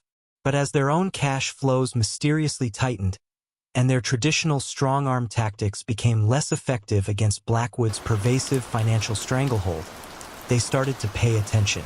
He didn't challenge them with open conflict. He simply made their operations unprofitable, slowly siphoning off their influence. He created an economic moat around his enterprises, making it far more costly to fight him than to grudgingly, quietly join his expanding financial web. Eleanor Vance, the auditor, was relentless. The initial discrepancy, though small, nagged at her. It led from the small import company, through a bewildering series of shell corporations, to a large holding company with diverse interests across the city, a vast, interconnected financial web. This was the first concrete hint that something far larger and more intricate lay beneath the surface. Unbeknownst to her, the FBI's organized crime division was also quietly building a case, but not on traditional RICO charges based on violence. Their focus was on tax fraud and intricate money laundering schemes, seeking the financial brain, not the muscle. The turning point arrived with a man named Vincent Moretti, known within the organization as Vinny the Vouch. Vinny was a mid-level manager, handling the logistics for Blackwood's sprawling textile operations. He was, by all accounts, a loyal man, dedicated to the intricate financial dance that kept the mills running and the money flowing. But Vinny was also a man who loved his family above all else. His young son was diagnosed with a rare, aggressive illness, demanding incredibly expensive treatment. Blackwood, usually so detached, so clinical in his decisions, refused any assistance beyond the standard, inadequate company health plan. This unexpected lack of compassion, this cold, unyielding financial calculus in the face of human suffering, began to chip away at Vinny's unwavering loyalty. The federal agents, observing Vinny's increasing disquiet, approached him with extreme caution. They didn't threaten. They offered a lifeline for his son's treatment, a chance at a normal life, in exchange for clarity on Blackwood's labyrinthine financial structures. Vinny wasn't a rat in the traditional sense. He was a desperate father, facing a man who saw humans as mere entries on a spreadsheet, expendable in the pursuit of profit. Vinny didn't betray a single violent act, for there were few to betray. Instead, he explained how the money moved, who ultimately benefited, and where the true ownership lay hidden. He provided the missing pieces of the financial puzzle, the subtle connections that the auditors and agents had struggled to make sense of. He didn't expose violence. He illuminated the quiet, suffocating mechanism of financial coercion. The arrests came quietly, almost anticlimactically. There were no dramatic shootouts, no high-speed chases through the city streets. Arthur Blackwood was picked up at his quiet suburban home, just as he was tending to his prized rose garden, meticulously pruning a thorny branch. The charges were complex and voluminous. Massive tax evasion, wire fraud, and conspiracy to commit racketeering through purely financial means. The trial was long, stretching over months, filled with expert witnesses poring over spreadsheets and flowcharts projected onto large screens. The prosecution painted a picture not of a stereotypical gangster, but of a calculating corporate raider who used financial pressure to subdue his targets and build his silent empire. Blackwood, true to form, remained impassive throughout, believing his financial fortress impenetrable, his methods too subtle to be truly understood by the common law. He had underestimated the human element, the quiet desperation of a man like Vinny, and the relentless, almost obsessive pursuit of a few dedicated agents and auditors who understood that crime wasn't always loud. Sometimes, it hummed softly beneath the surface of everyday business, a dangerous lullaby. He was convicted. His empire, built on paper and quiet threats, dissolved, its assets seized, its intricate network exposed. The quiet architect of crime had, in the end, designed his own gilded cage. The official manifests from the bustling port of Marseille in the 1960s always told a neat story of legal trade and regulated commerce. But beneath the surface, every crate, every barrel, every incoming ship paid an unspoken tariff to one man, a quiet, almost scholarly figure known only as Le Professeur. How did this unassuming man establish such an iron grip on the lifeblood of a major European city? And what tiny ripple eventually capsized his carefully constructed empire? Henri Dubois, Le Professeur, was not the typical image of a criminal kingpin. He wore spectacles, favored tweed jackets, and spoke with the measured cadence of an academic. His office, overlooking the vast expanse of the docks, was more library than lair, filled with maps, shipping schedules, and the faint scent of pipe tobacco. Yet, from this quiet sanctum, he orchestrated a system of control so pervasive, so deeply woven into the fabric of Marseille's maritime economy, that few even realized they were caught in its web until it was too late. His rise began in the chaotic post-war years, when supply chains were fractured and regulations were fluid. Henri, then a minor customs official with a remarkable memory for detail and an uncanny ability to spot inefficiencies, recognized a fundamental truth. Control over logistics was control over wealth. He started by offering expediting services, ensuring vital goods cleared customs quickly for a small, unofficial fee. These fees were not extracted with threats, but presented as a solution to frustrating delays. Who would question a quick passage when their perishable goods were rotting on the dock? Slowly, almost imperceptibly, these fees became mandatory, a shadow tax on every piece of cargo that moved through the port. Henri never dealt in overt violence. His power lay in his profound understanding of process, his network of seemingly innocuous contacts, and the devastating efficiency with which he could halt, delay, or misplace any shipment that bypassed his system. A ship captain who refused his services might find his crew endlessly scrutinized, his cargo stuck in bureaucratic limbo, or his vessel unable to secure a berth for weeks. It was a soft coercion, a quiet economic strangulation that left businesses no real choice but to comply. He invested heavily in legitimate businesses, a series of warehouses near the port, a modest fleet of tugboats, even a thriving import-export firm that served as a perfect front for money laundering. The profits from his unofficial tariffs flowed through these legitimate enterprises, emerging clean and indistinguishable from genuine earnings. His network included customs agents, dock workers, foremen, and even some municipal officials, all of whom benefited from the trickle-down of his immense wealth, ensuring their loyalty through shared prosperity rather than fear. The older criminal elements in Marseille initially scoffed at Le Professeur, seeing him as a glorified clerk. They preferred their traditional rackets of gambling dens and protection. But as their own operations found themselves inexplicably bogged down by logistical nightmares, or their illicit shipments suddenly lost at sea, they began to grudgingly acknowledge the quiet man in the tweed jacket. Henri never sought to dominate them. He simply made it more profitable for them to use his services than to oppose him. He became the invisible hand that guided the flow of all goods, both legal and illicit, through the port. The turning point came not from a dramatic raid or a disgruntled rival, but from a quiet, determined investigator named Inspector Isabelle Moreau. Unlike her colleagues who hunted for traditional signs of organized crime or violence, drug trafficking, visible enforcers, Moreau focused on the economics. She noticed patterns, unusual spikes in revenue at certain warehousing companies, inexplicable delays for specific types of cargo, and a peculiar consistency in the processing fees charged by seemingly disparate entities. It was a financial fingerprint, leading her to the one man whose name kept appearing in the background of these transactions, always associated with advisory roles, never direct ownership: Henri Dubois. Moreau began to interview the victims, the small business owners, the shipping agents, the independent captains who had silently chafed under Le Professeur's shadow tax for years.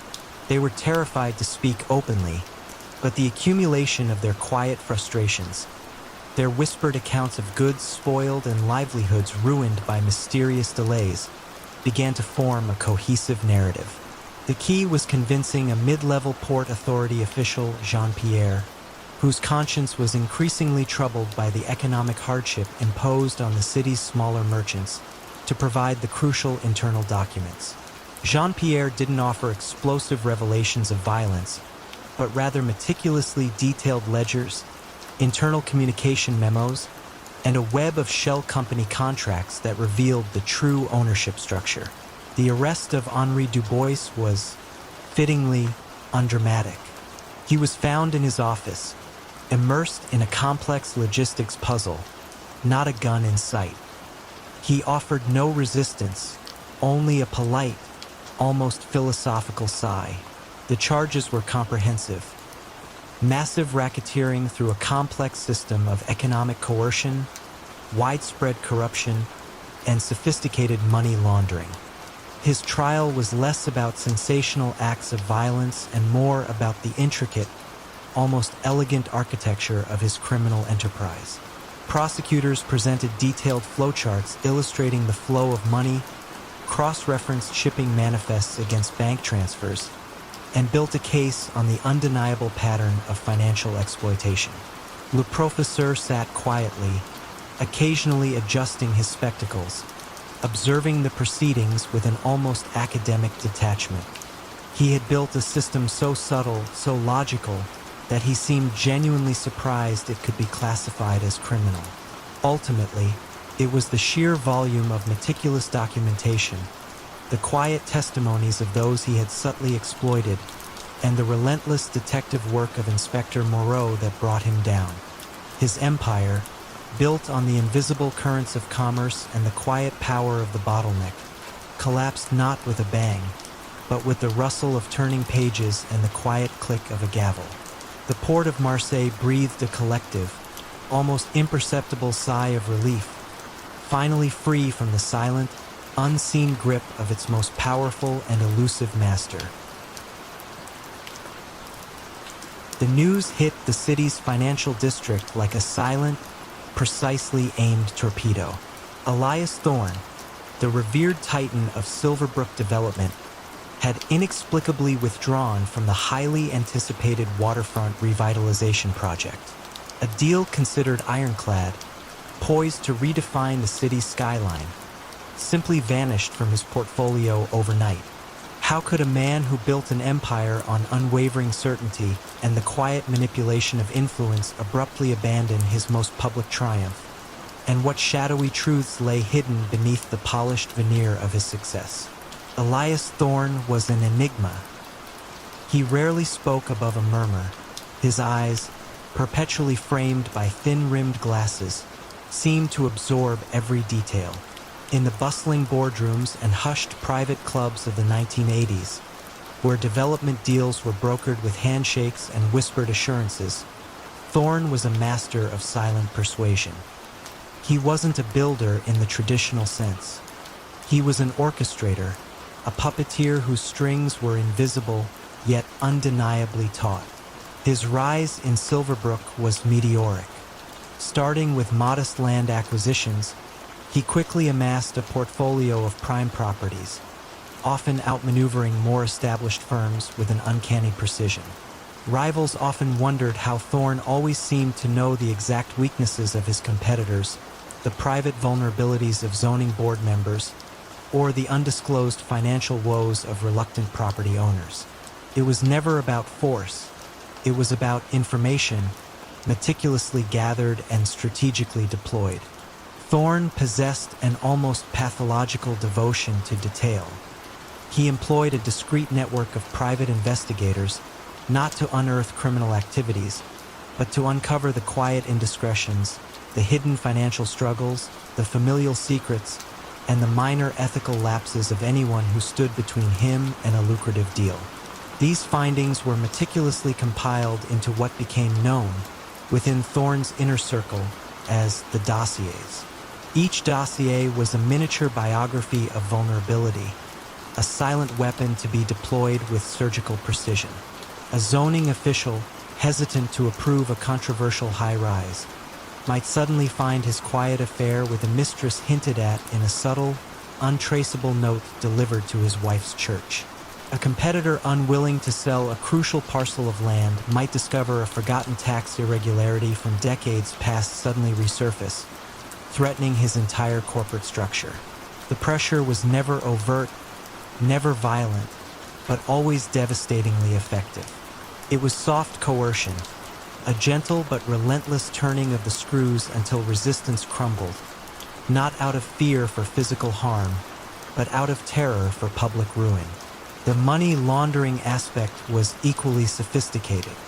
Thorne's properties, particularly his residential complexes, had unusually high occupancy rates, even in slow markets. Many units were purchased by anonymous shell corporations, often paying cash. These seemingly legitimate transactions, spread across dozens of properties, effectively washed billions of dollars from illicit sources, particularly from European clients seeking a stable, secure haven for their questionable wealth. Silverbrook Development became a silent, opulent bank for secrets and ill-gotten gains, all overseen by the quiet man in the tailored suit. Amelia Chun, a tenacious investigative reporter for the Silverbrook Gazette, had been quietly piecing together anomalies in the city's real estate market for months. She wasn't looking for Thorne specifically, but rather for patterns of unusual transactions. She noticed that certain land deals, despite their apparent complexity, seemed to resolve themselves with an almost unnatural swiftness, always favoring Silverbrook Development. She also tracked an unusual number of private, cash-only sales of high-end apartments within Thorne's properties, all linked to obscure, newly formed limited liability companies. It was a faint whisper of something amiss in the grand symphony of the city's economic growth. The catalyst for Thorne's downfall wasn't a grand exposé, but a quiet act of defiance from an unexpected corner. A well-known city councilman, Robert Maxwell, had been under Thorne's subtle sway for years, silently approving controversial rezoning requests.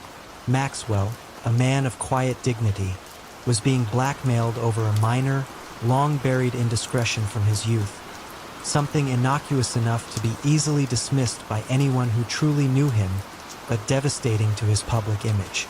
His wife, suffering from a debilitating illness, overheard a hushed, despairing phone call where Maxwell spoke of the files and his obligation to Thorne. Her reaction wasn't anger, but a profound sadness, a quiet weariness with the years of silent servitude. In a quiet, almost resigned moment, Maxwell decided he could no longer bear the weight of the secret. He didn't go to the police fearing the public scandal. Instead, he anonymously mailed a cryptic package to Amelia Chin. It contained not the damning dossier itself, but a single, seemingly innocuous internal memo from Silverbrook Development, outlining a specific, previously unknown procedure for special client handling related to property acquisition. This memo, combined with a barely legible, handwritten note from Maxwell hinting at the system behind the system, was the thread Amelia needed. Amelia's investigation shifted. She didn't seek out the salacious details of the dossiers. She sought the mechanism of their use. She meticulously cross-referenced the memo's obscure references with public property records, zoning board minutes, and financial statements.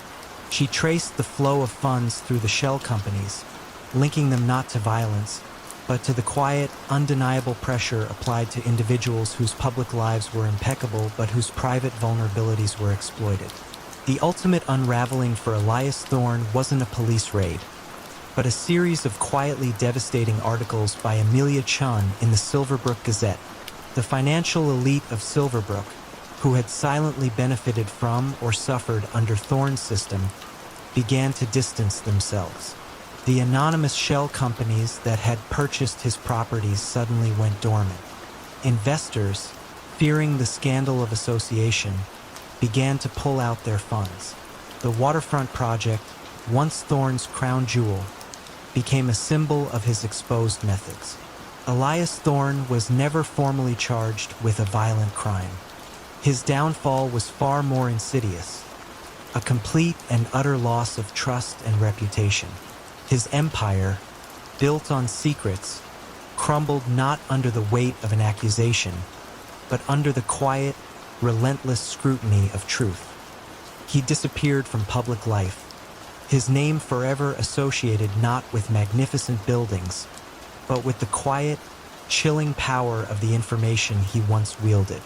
The question of his abrupt withdrawal from the waterfront project was answered. The foundations of his power had quietly, irrevocably given way. At a prestigious auction in Paris, a newly unearthed masterpiece, a landscape attributed to a lesser-known Dutch Golden Age painter, sold for an astonishing sum. Yet, mere weeks later, a faint, almost imperceptible trace of a pigment not invented until the 19th century was discovered in a minuscule section of its sky. How could a man who built an empire on the flawless illusion of authenticity be undone by such an infinitesimally small anachronism? And what quiet trail of deception did that single brushstroke reveal? Marcel Dubois, known in exclusive circles as Le Curateur, never fit the archetypal image of a criminal mastermind. He was a man of impeccable taste, with a scholar's appreciation for art history and a connoisseur's eye for detail. Operating from a discreet atelier in a quiet Parisian arrondissement in the 1960s, he cultivated an air of genteel erudition. His hands, though capable of remarkable artistic precision, were soft, unblemished by the crude realities of the underworld. He didn't traffic in drugs or arms. Marcel traded in shadows and whispers, in the delicate dance between what was real and what could be made to appear real. His journey into the clandestine began not with a desire for illicit wealth, but with a profound, almost obsessive fascination with the masters. He saw the art world, with its inflated values and subjective judgments, as a vast, untapped canvas for his unique talents. He started by restoring damaged works, meticulously replacing missing sections with such skill that the new seamlessly blended with the old. From restoration, it was a subtle, almost inevitable step to recreation. Why merely fix a masterpiece when one could discover a lost one, or create an entirely new one, imbued with the spirit and technique of an old master? Marcel's enterprise was built on an elaborate network of seemingly legitimate experts. He employed struggling art historians to authenticate his discoveries, offering them generous fees for their scholarly validation, a validation often based on carefully fabricated provenance documents and subtle leading questions. He commissioned chemists to analyze ancient pigments, then replicate them perfectly, ensuring his forgeries would pass initial scrutiny. His studio became a silent factory of illusion, where new old masters were born under the gentle glow of specialized lights. The criminal strategy was elegant in its simplicity and devastating in its effectiveness. Marcel would discover a new piece, often a painting by a celebrated but prolific artist, ensuring it fit within the artist's known periods and themes.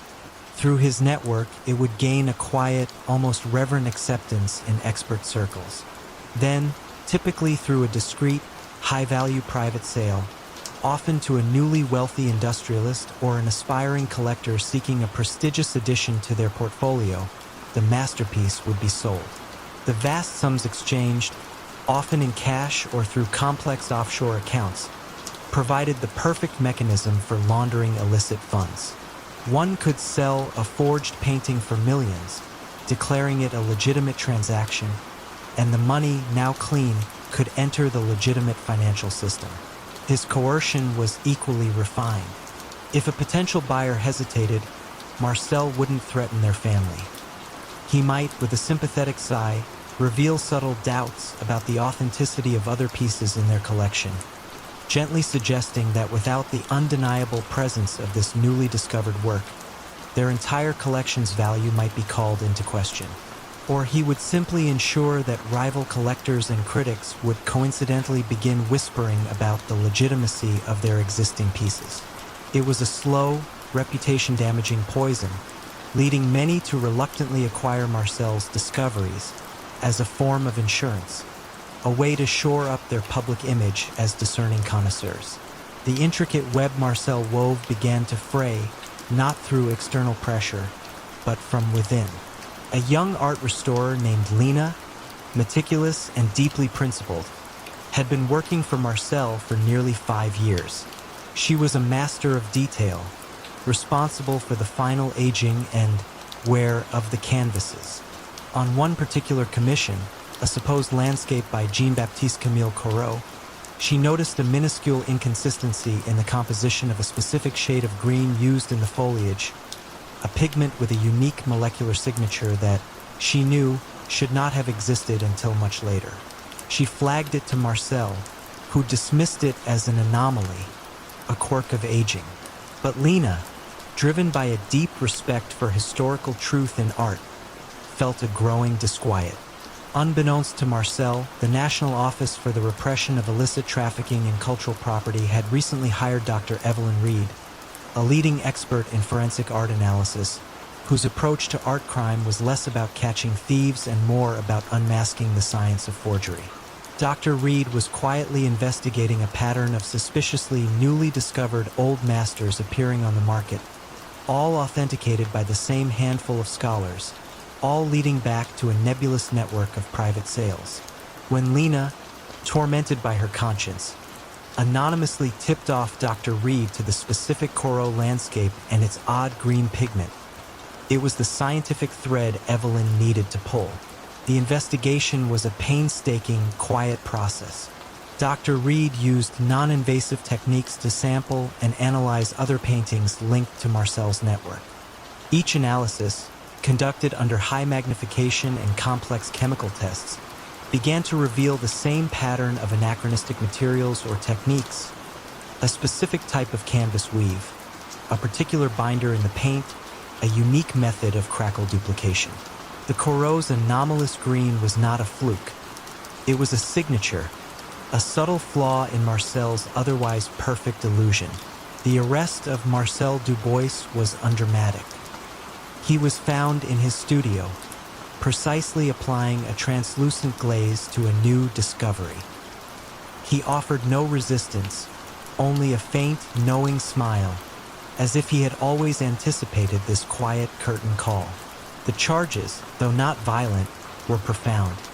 Massive fraud, money laundering, and conspiracy to defraud through the systematic creation and sale of forged artworks. His trial was a fascinating display of forensic art science, where every brushstroke, every fiber, every molecule of paint became a witness against him. Experts meticulously demonstrated the anachronisms, unraveling decades of elaborate deception. Marcel, ever the academic, listened intently, occasionally nodding at a particularly astute scientific observation. He had been a master of illusion, but the unwavering light of scientific scrutiny ultimately proved too bright for his subtle shadows. His empire, built on the delicate craft of imitation and the quiet manipulation of perception, crumbled.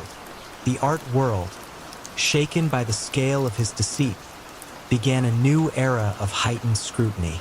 The question of that single brushstroke was answered. It was the first tremor, the almost silent crack in the curator's meticulously painted facade. The persistent, acrid smell emanating from the city's primary landfill was, at first, dismissed as a typical urban inconvenience, a part of life in a growing metropolis. Yet, for some residents bordering the sprawling site, the odor grew sharper, more chemical, and far more unsettling than mere decomposing refuse. How could the man who meticulously managed the very garbage of the city, presenting himself as a pillar of civic cleanliness, be caught by the silent, noxious fumes of his own enterprise, and what insidious current of corruption did that foul aroma conceal? Pat Doyle was a study in contrast. To the public, he was the affable, unassuming proprietor of Doyle Waste Management, a company that had grown from a single truck in the 1970s to the unchallenged behemoth of refuse collection and disposal across the region. He was a familiar face at Rotary Club meetings, known for his generous donations to local charities and his unwavering commitment to civic beautification. Yet, beneath this meticulously curated facade of community service, Pat Doyle was building an empire on the one thing no one wanted: trash. His ascent was built on efficiency and relentless acquisition. Pat meticulously bought out smaller, struggling independent haulers, not with aggression, but with generous offers and the promise of a quiet retirement. Those who resisted, however, often found their routes inexplicably disrupted, their trucks experiencing sudden, expensive breakdowns, or their operational permits subjected to unending scrutiny. This wasn't intimidation by force. It was a slow, deliberate strangulation of their business, a quiet economic pressure that always, inevitably, led them to sell to Doyle Waste Management. Soon, he held a virtual monopoly, controlling every aspect of the city's waste stream, from residential pickups to industrial disposal. Pat's criminal strategy was as mundane as it was brilliant. Waste management, with its constant flow of cash transactions and its vast, often unregulated, physical sites, proved to be an ideal canvas for illicit activity. His primary income streams were twofold: racketeering through coercive service agreements and sophisticated money laundering. Businesses, large and small, found themselves compelled to use Doyle's services, often at inflated rates, lest they face the logistical nightmare of uncollected refuse piling up, damaging their reputation and operations. Money laundering was executed with quiet finesse. Doyle Waste Management processed billions. Legitimate businesses would be charged for special handling fees or expedited disposal, services that often existed only on paper. Non-existent loads of refuse would be invoiced and paid for. Large sums of cash, often from illicit sources, local gambling rings, illicit liquor operations, even discrete transactions from shadowy international figures seeking to clean their funds, would be funneled through the company's accounts as cash payments for bulk disposal services.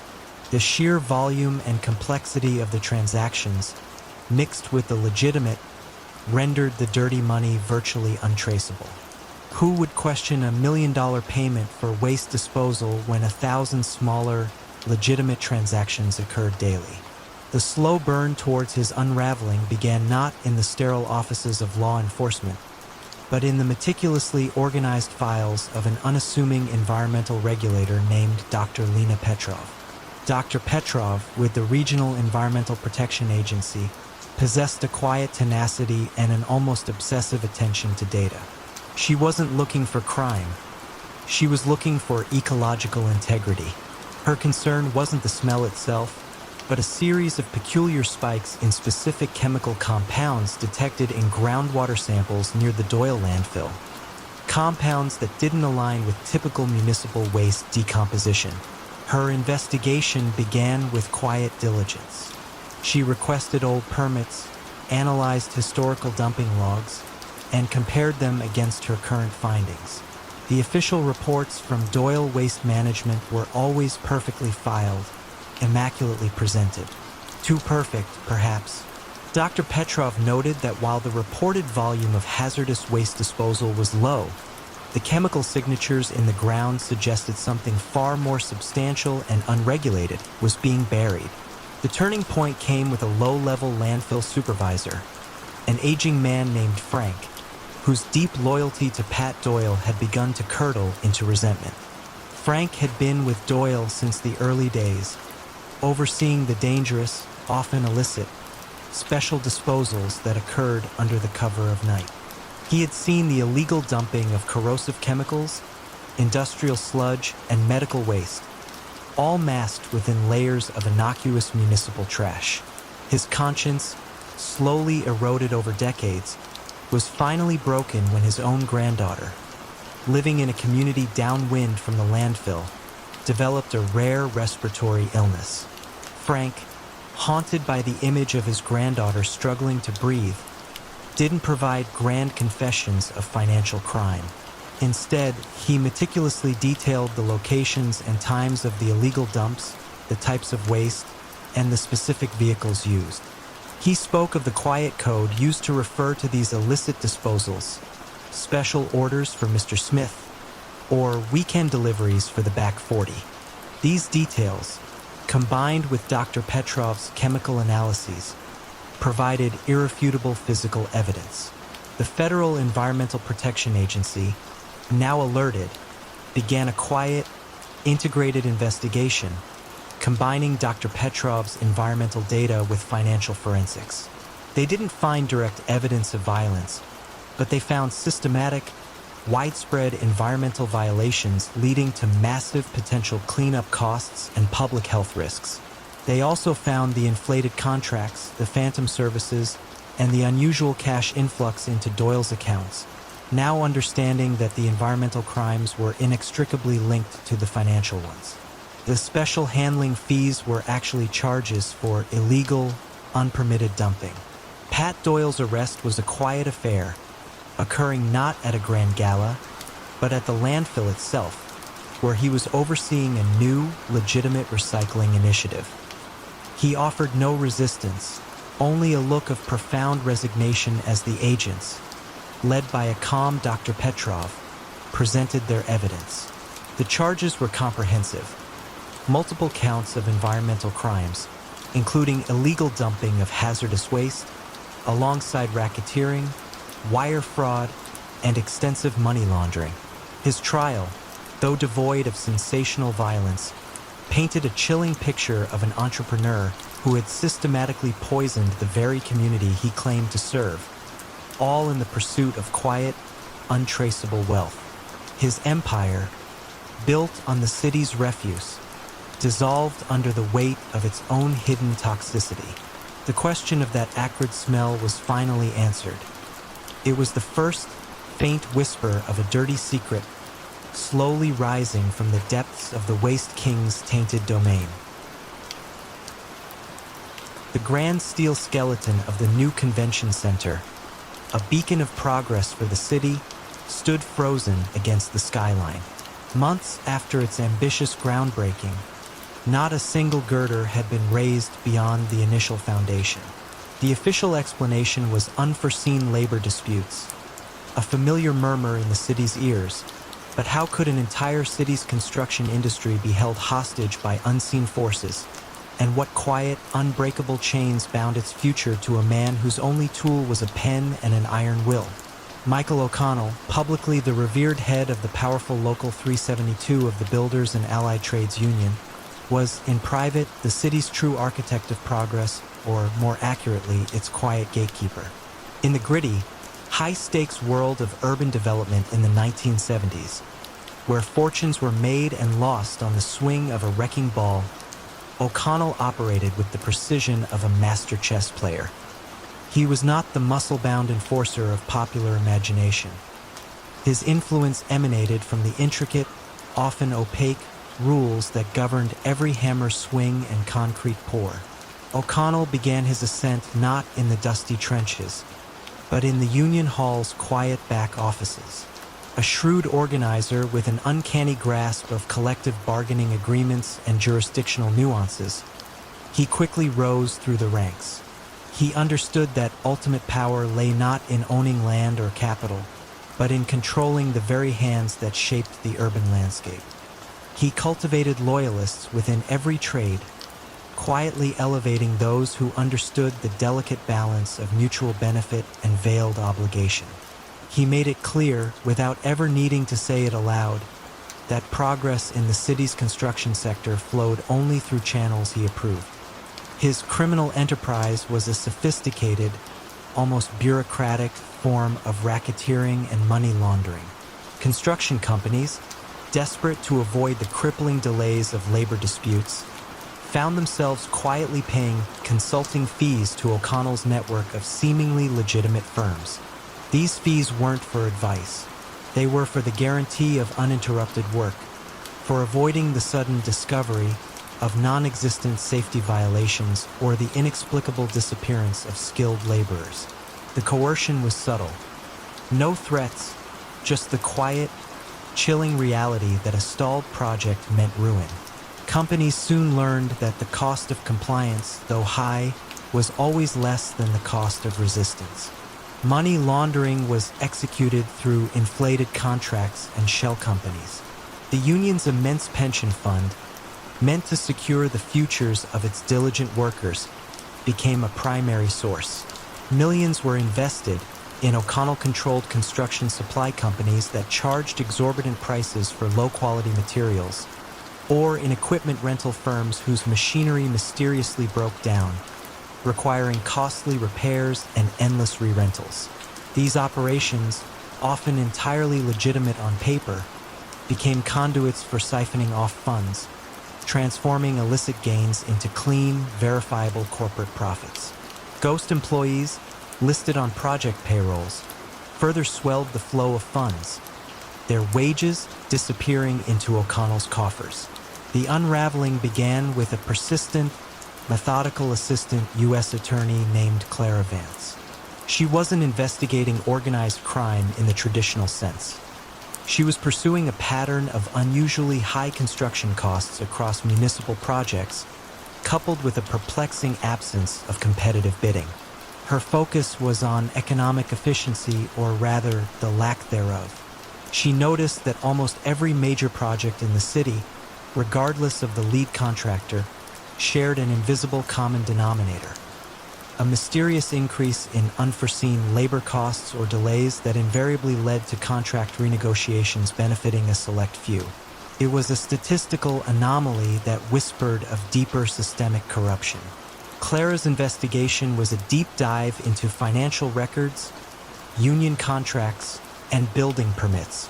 She sought not the smoking gun, but the paper trail that linked the disparate, seemingly unrelated incidents of project overruns and delays. Her breakthrough came from a frustrated, meticulous project manager, a man named Thomas, who worked for a major construction firm.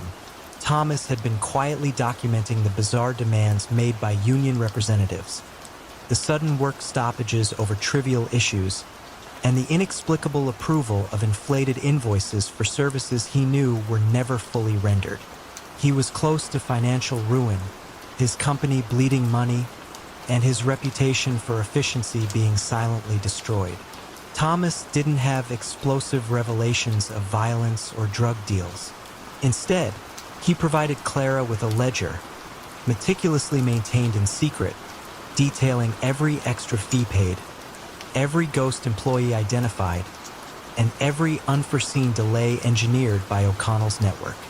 He laid bare the system of quiet extortion, detailing how the threat of a prolonged strike, or the mysterious disappearance of vital equipment, became the lever for extracting unearned millions.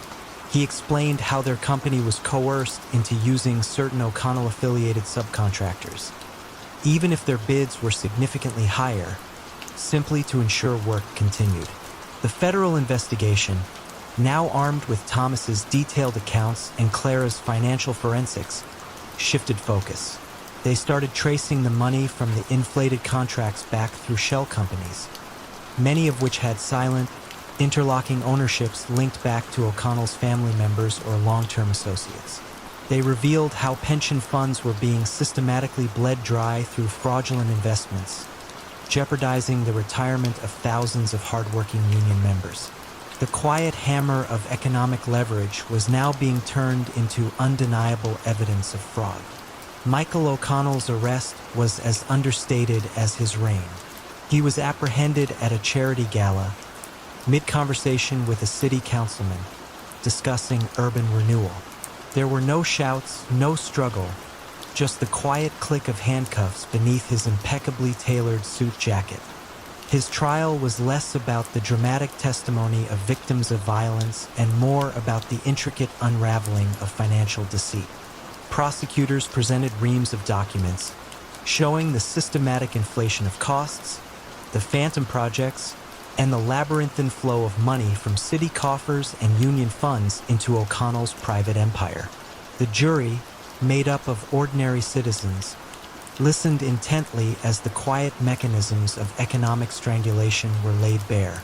O'Connell's empire, built not on concrete and steel, but on the quiet control of labor and the manipulation of financial systems, crumbled under the weight of its own intricate deceptions. The Grand Convention Center eventually continued its construction, but under new management and with a new sense of quiet relief. The question of its stalled progress and the hidden power behind it was answered. It was the silence of coerced compliance, echoing through the city's very foundations, that had finally been broken. The scent of aged canvas and polished wood filled Arthur Pendleton's Mayfair Gallery, a sanctuary of high art and higher finance. Yet behind the curated calm, an unsettling rhythm of disproportionate sales beat steadily. How could a relatively obscure 19th century landscape fetch such an astronomical sum consistently without raising immediate alarms, especially when the buyer often remained a ghost on paper? Arthur Pendleton was a man sculpted by expectation and refined taste. His suits were Seville Row, his ties silk, and his pronouncements on art history authoritative yet humble.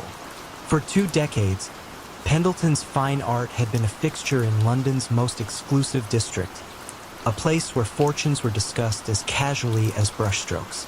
He was, to all outward appearances, a respected purveyor of European masters and emerging talents. Yet, the real art Arthur practiced was far more intricate than restoration or appraisal. It was the quiet alchemy of turning ill-gotten gains into legitimate wealth, dissolving the taint of illicit origins into the gleaming patina of legitimate masterpieces.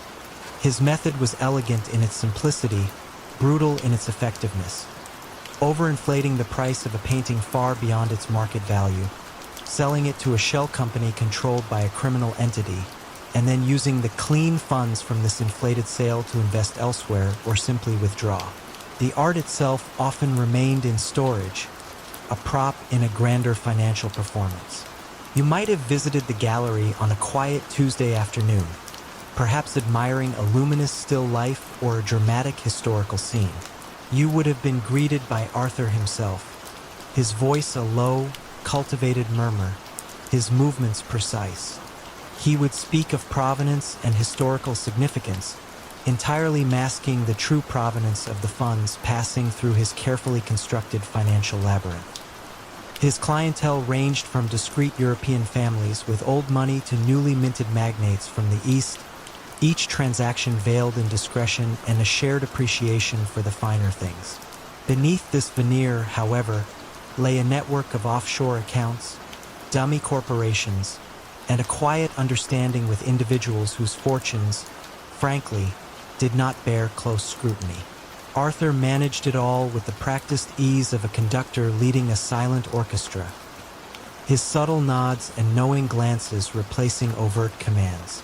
He was a master of soft coercion, ensuring loyalty not through threats of violence, but through the promise of continued, untraceable prosperity.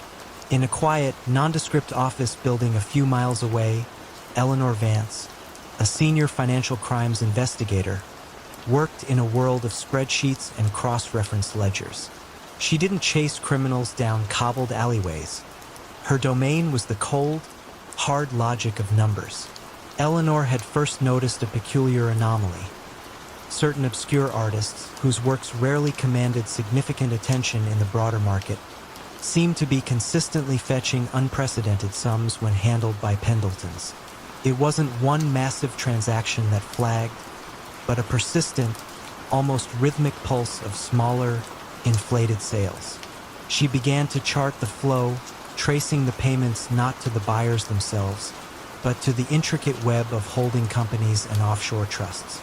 It was like following a single, faint thread through a vast, tangled tapestry, a thread that led, with unsettling regularity, back to a select few, seemingly legitimate financial institutions.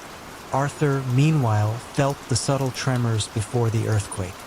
A quiet conversation with a solicitor suggested an increased scrutiny of certain offshore jurisdictions. A long-standing client became unusually demanding, pressing for a transaction so large it would risk shattering the delicate illusion. Arthur, ever the pragmatist, understood that a machine of such complexity, once set in motion, was difficult to stop or even slow. He dismissed the growing unease with a firm, albeit silent, resolve. His focus remained on maintaining the illusion of impeccable legitimacy, even as the whispers of tighter regulations grew louder.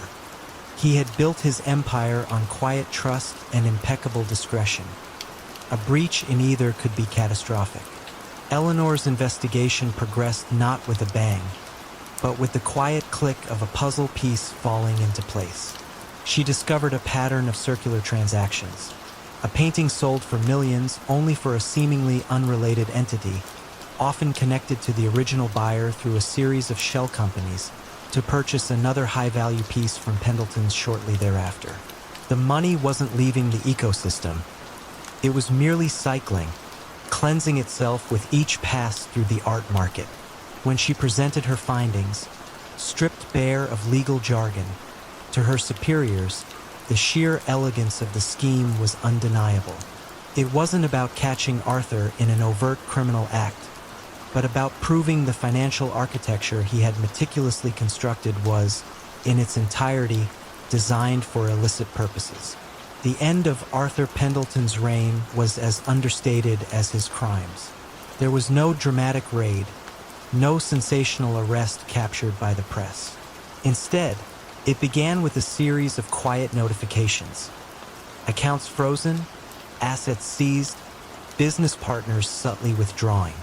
One Tuesday morning, Eleanor Vance herself, accompanied by a senior police detective, arrived at the gallery. They did not shout or accuse. They simply presented Arthur with a meticulously detailed ledger of transactions, a mirror of his own secret accounts, laid bare. You could almost hear the silence in the vast, echoing gallery as Arthur, confronted with the irrefutable evidence of his own meticulous work, finally understood. His world, built on quiet whispers and the illusion of beauty, had unraveled, not through violence, but by the patient, unyielding logic of numbers. The gallery, once a beacon of Mayfair's refined taste, eventually closed its doors, the masterpieces within becoming mere exhibits of a different kind of human enterprise. In the bustling port city of Galveston, during the mid-20th century, every crate loaded, every ship berthed, and every longshoreman hired seemingly depended on the quiet nod of Joseph Big Joe Moretti, yet his name appeared on no official permits or union ledgers. How did a man with no formal title wield such absolute, unspoken authority over the very arteries of the city's commerce? And what untold cost did that control extract from the lives intertwined with the docks? Big Joe Moretti moved through the grimy, vital landscape of the Galveston docks with the gravitas of a natural force. He wasn't loud, nor did he display overt aggression. Instead, his power emanated from an almost invisible web of connections, a vast network of favors owed, quiet threats implied, and an undeniable knack for making things work. In the chaotic post-war boom, when shipping was a wild, unpredictable beast, Joe had offered something invaluable: stability. He had organized the fragmented longshoremen, negotiated with the shipping lines, and seemingly smoothed over every dispute. You saw him often, a stout figure in a plain work jacket, a fedora often tilted back on his head, a cigar held between thick fingers, always observing, always listening. He didn't issue commands. He offered suggestions, and those suggestions everyone knew were better followed. His ascent was a slow, deliberate tightening of a noose made of necessity. Initially, he provided a crucial service, mediating disputes, ensuring fair wages, or at least consistent ones, and preventing labor unrest. Gradually, however, his mediation became indispensable. No worker got a shift without Joe's approval. No company secured prime berth space without going through the proper channels, which inevitably led to a meeting with Joe. This wasn't protection money in the crude sense. It was expediting fees, consulting charges, or union contributions for the betterment of the community. Businesses that resisted found their shipments delayed, their cargo lost, or their workforce inexplicably absent. It was a soft coercion, a gentle squeeze that left no bruises, only economic suffocation. Loyalty was not so much demanded as cultivated through dependence. Joe ensured there was work, and in return, he expected a slice of every pie baked on the waterfront. Imagine a shipping magnate new to Galveston trying to bypass the established norms. He'd secure a contract, hire a crew, and prepare for his first major cargo. Then, the trucks wouldn't arrive, or the forklifts would mysteriously break down, or the longshoremen would suddenly find themselves unavailable due to an emergency meeting called by the union. A week of mounting losses and a quiet, unannounced visit from one of Joe's associates, a man who spoke in gentle tones about the local way of doing things, would follow. Soon after, the magnate would be paying his fees, and miraculously, the logistical snarls would untangle themselves. This system was so pervasive, so ingrained, that it became part of the cost of doing business, rarely questioned, certainly not challenged. But even the quietest empires harbored dissent. Among the old guard of longshoremen was a man named Tommy O'Connell, whose weathered face had seen decades of change on the docks. Tommy had initially supported Joe, seeing him as a champion for the working man. Yet, as the years passed, Tommy watched as the contributions grew larger. The union's power became more absolute, and the prosperity of the working man seemed to stagnate while Joe's quiet wealth grew. The final straw for Tommy was when a young, eager longshoreman, fresh out of the service, was denied work for refusing to pay a startup fee to a union official, a fee that Tommy knew went straight into the pockets of Joe's inner circle. It wasn't about the money for Tommy. It was about the corruption of the very thing they had fought to build. Meanwhile, an unseasonably warm autumn brought federal investigator David Miller to Galveston. Miller wasn't a dockside brawler. He was a meticulous numbers man with a background in tax evasion and organized crime. His focus wasn't on violence, but on the flow of money, the subtle abnormalities in the city's economic heartbeat. He had been quietly tracking the unusual prosperity of several seemingly unrelated businesses that all seemed to funnel profits into a single, obscure holding company. His initial interest was sparked by a series of failed businesses in the port area, all of which had refused to pay what appeared on paper to be voluntary consulting fees. He saw a pattern, a quiet hand manipulating the market, and that hand pointed persistently towards the docks. Miller didn't storm the docks with flashing badges. He spent weeks in archives, tracing property deeds, reviewing old tax records, and cross-referencing shipping manifests. He noticed how certain shipping contracts were always awarded to the same small cartel of companies, despite offering higher bids. He observed the quiet, almost invisible control over the allocation of labor. His breakthrough came when he correlated the sudden, inexplicable medical leaves of key dock workers with moments of friction between their employers and Joe's associates. The quiet economic coercion was laid bare. When Tommy O'Connell, disillusioned and fueled by a desire to reclaim the union's integrity, anonymously sent Miller a detailed, handwritten ledger of special contributions and their destinations, the carefully constructed facade began to crack. The end for Big Joe was not a dramatic shootout, but the slow, inexorable tightening of a legal net. Federal agents, armed with incontrovertible financial evidence and the quiet testimony of those whose livelihoods had been held hostage, began freezing accounts and impounding assets. There were no sirens, no shouting, just a quiet arrival at Joe's modest, yet surprisingly large house on a tree-lined street. He was found sitting on his porch swing, a half-smoked cigar in his hand, looking out at the city he had silently governed for so long. The power he had built, brick by economic brick, unraveled not with a bang, but with the quiet, chilling sound of numbers adding up. The docks, for the first time in decades, truly belonged to the city, the true cost of their stability finally coming to light. In a city known for its whispered secrets, the opulent salon of Madame Celeste Dubois was a haven for the elite. Yet behind its velvet curtains, fortunes were quietly destroyed and political careers ended with a single, carefully placed word. What made her establishment so uniquely potent, and who ultimately dared to challenge the quiet dominion she held over the city's powerful? Madame Celeste Dubois presided over Le Papillon, a salon in the heart of Paris, not far from the Place Vendôme. It was, to the uninitiated, a place of exquisite discretion, a haven where the city's most influential men, ministers, industrialists, artists, and foreign diplomats could unwind, entertain, and indulge. The air was always thick with the scent of expensive perfume, fine cigars, and hushed confidences. Celeste herself was a woman of formidable elegance and acute intellect, her silver hair always impeccably coiffed, her dark eyes missing nothing. She moved through the lavish rooms with a serene grace, offering champagne and comfort, yet always listening, always observing.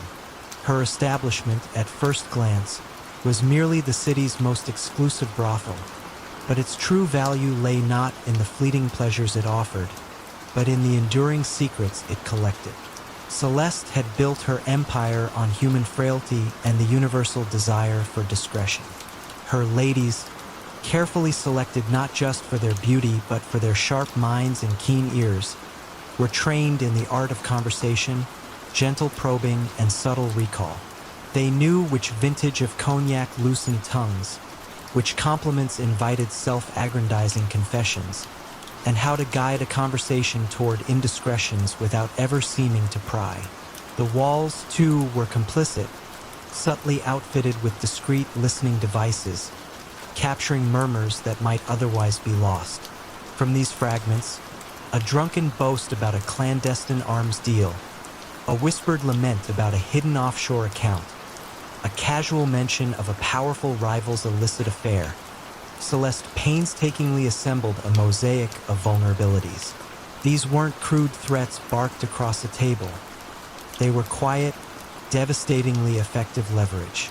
A discreet envelope containing a photograph, a subtle reminder of an overheard conversation delivered through a third party, or an unexpected tax audit suddenly appearing for a non-compliant client. These were Celeste's tools of persuasion. Her methods were soft, but their impact was like a well-aimed dagger to the very heart of a man's reputation. For years, Celeste enjoyed an almost untouchable status. Her network of compromised individuals was so extensive and so high-reaching that any official inquiry into her affairs quickly evaporated. Policemen who tried to investigate found their careers mysteriously stalled. Prosecutors who pressed too hard found their own past indiscretions suddenly brought to light. She even occasionally fed carefully curated, deniable intelligence to certain government agencies, ensuring their continued, mutually beneficial silence. You might have seen her dining at a Michelin-starred restaurant, perhaps at a corner table, quietly observing the political machinations playing out across the room, secure in the knowledge that she held many of the strings. The city knew of Le Papillon, of course, and whispered about its exclusivity, but few suspected the true nature of the power that emanated from within its velvet-lined walls. The first faint tremor came not from an external threat, but from within her own meticulously organized world. Elodie, a young woman Celeste had taken under her wing, was exceptionally bright and equally ambitious. Elodie had learned quickly, absorbing Celeste's lessons on human nature and the mechanics of influence. But unlike Celeste, Elodie harbored a quiet resentment for the control Celeste exercised, not just over the clients, but over the lives of the women who worked for her. Elodie began to keep her own ledger, a clandestine record of Celeste's most potent secrets, the real names behind the coded entries, the actual dates of the most damaging encounters, the specific demands made during the coercion phase. It was a dangerous game, born of a slow-burning desire for independence. Meanwhile, Inspector Louis Duval, a man of quiet integrity and unwavering patience, arrived at the prefecture's financial crimes unit. Duval was less interested in the moral failings of society's elite and more concerned with the unseen currents that manipulated the city's commerce and politics. His attention was drawn to a series of unusual financial transactions and unexpected political shifts. A sudden change in a zoning permit for a luxury development, an abrupt resignation of a prominent cultural minister, an industrialist's inexplicable withdrawal from a highly profitable venture. There was no obvious link, no smoking gun, only a recurring, unsettling pattern. The individuals involved had all, at some point, been frequent visitors to Le Papillon. Duval dismissed the coincidence at first, seeing it as mere gossip, but his methodical mind couldn't ignore the repeated synchronicity. He began to trace not the individual scandals, but the consequences of those scandals, mapping the flow of influence. Duval's breakthrough came, not with a dramatic raid, but with the quiet intersection of two seemingly unrelated investigations. He was tracking a complex money laundering scheme involving a high-ranking politician when an anonymous tip led him to a forgotten safe deposit box. Inside, he found a meticulously coded ledger, detailing the exact nature of blackmail payments and favors owed, compiled by none other than Elodie. This ledger, cross-referenced with Duval's own financial analyses and a deeper understanding of the pattern of political capitulations, laid bare the entire intricate mechanism of Celeste's influence. It revealed not just the indiscretions, but the precise, calculated exploitation of them. The end for Celeste Dubois was as understated as her reign. There was no public scandal, no sensational headlines detailing her fall. Instead, it was a quiet Tuesday morning when Inspector Duval, accompanied by a few plainclothes officers, arrived at Le Papillon. The salon was impeccably silent, the air still perfumed. Celeste greeted them with her usual serene composure, perhaps sensing the shift in the city's subtle currents. Duval simply presented her with a copy of Elodie's ledger and a series of meticulously compiled financial documents. He didn't accuse, he merely presented the evidence. The full weight of her meticulously constructed empire, built on whispers and vulnerability, collapsed under the quiet, undeniable weight of documented truth. The elegant salon, once a vibrant nexus of power and pleasure, faded into a hushed memory, its secrets finally becoming part of the city's unspoken history. In the vast, sprawling freight yards of Chicago during the 1950s, millions of dollars in goods vanished seemingly into thin air, year after year, yet no one ever saw the thief or even knew where to begin looking for such a meticulous, ghost-like operation. How did one man manage to orchestrate such a massive, silent siphoning of valuable cargo from under the noses of countless watchful eyes? And what almost imperceptible flaw in his perfect system eventually brought it all crashing down? Harold Harry Finch was, to outward appearances, a diligent, unassuming freight supervisor for a major railway company in Chicago. His life was a monotonous rhythm of schedules, manifests, and the low rumble of locomotives.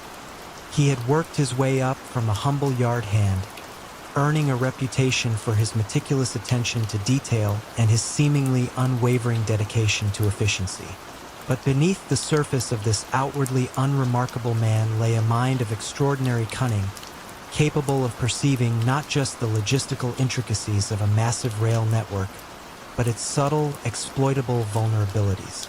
Harry understood that true illicit profit wasn't in grand, violent heists, but in the quiet, systematic erosion of the system from within. His phantom operation was a masterclass in this philosophy. A steady, almost imperceptible siphoning of high-value goods. One crate here, 2 pallets there, never enough to trigger an immediate alarm, but cumulatively amounting to a fortune. His method was built on an intimate understanding of the freight yard's operational blind spots.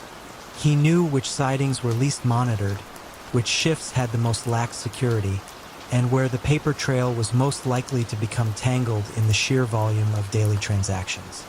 He identified high-value, easily resellable goods, electronics, luxury fabrics, certain specialized tools, and then, through a series of subtle manipulations, would arrange for their misrouting. A car would be shunted to the wrong track, a manifest would be subtly altered, a seal would be broken and replaced with an identical counterfeit one. The stolen goods would then be offloaded onto an unmarked truck during the dead of night, driven by men who never met Harry, only followed his precisely delivered, anonymous instructions. His network was composed of shadows, each component isolated, each transaction untraceable back to him directly. His genius lay in his ability to make the theft appear as an internal accounting error, a clerical mistake in a vast, complex system. For years, the railroad company's internal auditors scratched their heads. They knew goods were going missing, but the scale of the operation was impossible to pinpoint, and the culprits were elusive. Investigations focused on obvious suspects, disgruntled employees, known fence operations, but Harry, the quiet, reliable supervisor, was always above suspicion. He even actively participated in internal loss prevention meetings, offering suggestions for improved security, subtly diverting attention away from his own meticulously crafted schemes. You might have seen him during a late-night shift, walking briskly through the yard, clipboard in hand, his face illuminated by the stark, industrial lights, entirely indistinguishable from any other diligent employee. He lived a modest life, eschewing any flashy displays of wealth, further cementing his image as an honest, hard-working man. The quiet accumulation of wealth was his private victory, a silent testament to his unseen power. The first thread of unraveling came not from a human error, but from a persistent, almost imperceptible pattern in the data that transcended the human element. A young, ambitious data analyst named Evelyn Reed, newly hired to modernize the railroad's antiquated inventory system, began to notice a statistical anomaly. It wasn't just that goods were missing. It was that specific types of goods were consistently missing from specific types of freight cars, always arriving from specific origin points within specific time windows. The pattern was too precise to be random error, too consistent to be mere coincidence. It suggested not broad pilfering, but targeted selection. Evelyn, with her knack for abstract patterns, began to suspect a system, not just a series of isolated thefts. Her investigation was a quiet, almost academic pursuit. She built algorithms, cross-referenced thousands of manifests, and mapped the journeys of hundreds of thousands of freight cars. She noticed that the missing goods invariably passed through a specific sequence of holdover points, places where a car might be temporarily idled or rerouted. This was Harry's signature. Using the system's natural bottlenecks and moments of reduced oversight as his window of opportunity, Evelyn didn't have names. She had data points, probabilities, and an increasingly compelling statistical model that pointed to a central, intelligent orchestrator.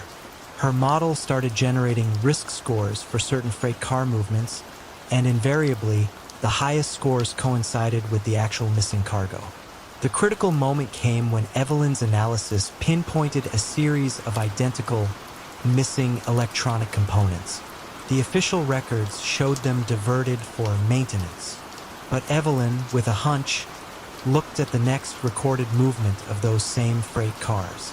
The cars themselves, once empty of the components, always seemed to be shunted to a particular, obscure siding before rejoining the main line. This sidling was rarely used, typically for repairs or long-term storage, and crucially had minimal camera surveillance. When a small, discreet surveillance team was finally dispatched to that siding during a late-night shift, they didn't find thieves. They found Harry Finch, the diligent supervisor, supervising an unscheduled repair on a freight car, while an unmarked truck idled nearby. The end for Harry Finch was not a dramatic chase through the yards, but a quiet, almost polite confrontation in his office. Federal agents, guided by Evelyn's meticulous data, presented him not with accusations of theft, but with an irrefutable, data-driven timeline of every misrouted, damaged, or lost shipment that had passed through his direct oversight for the past decade. They showed him the statistical probabilities, the patterns he had so carefully crafted, laid bare by the cold logic of algorithms. Harry, confronted with his own silent masterpiece of deception, saw his carefully constructed phantom empire dissolve.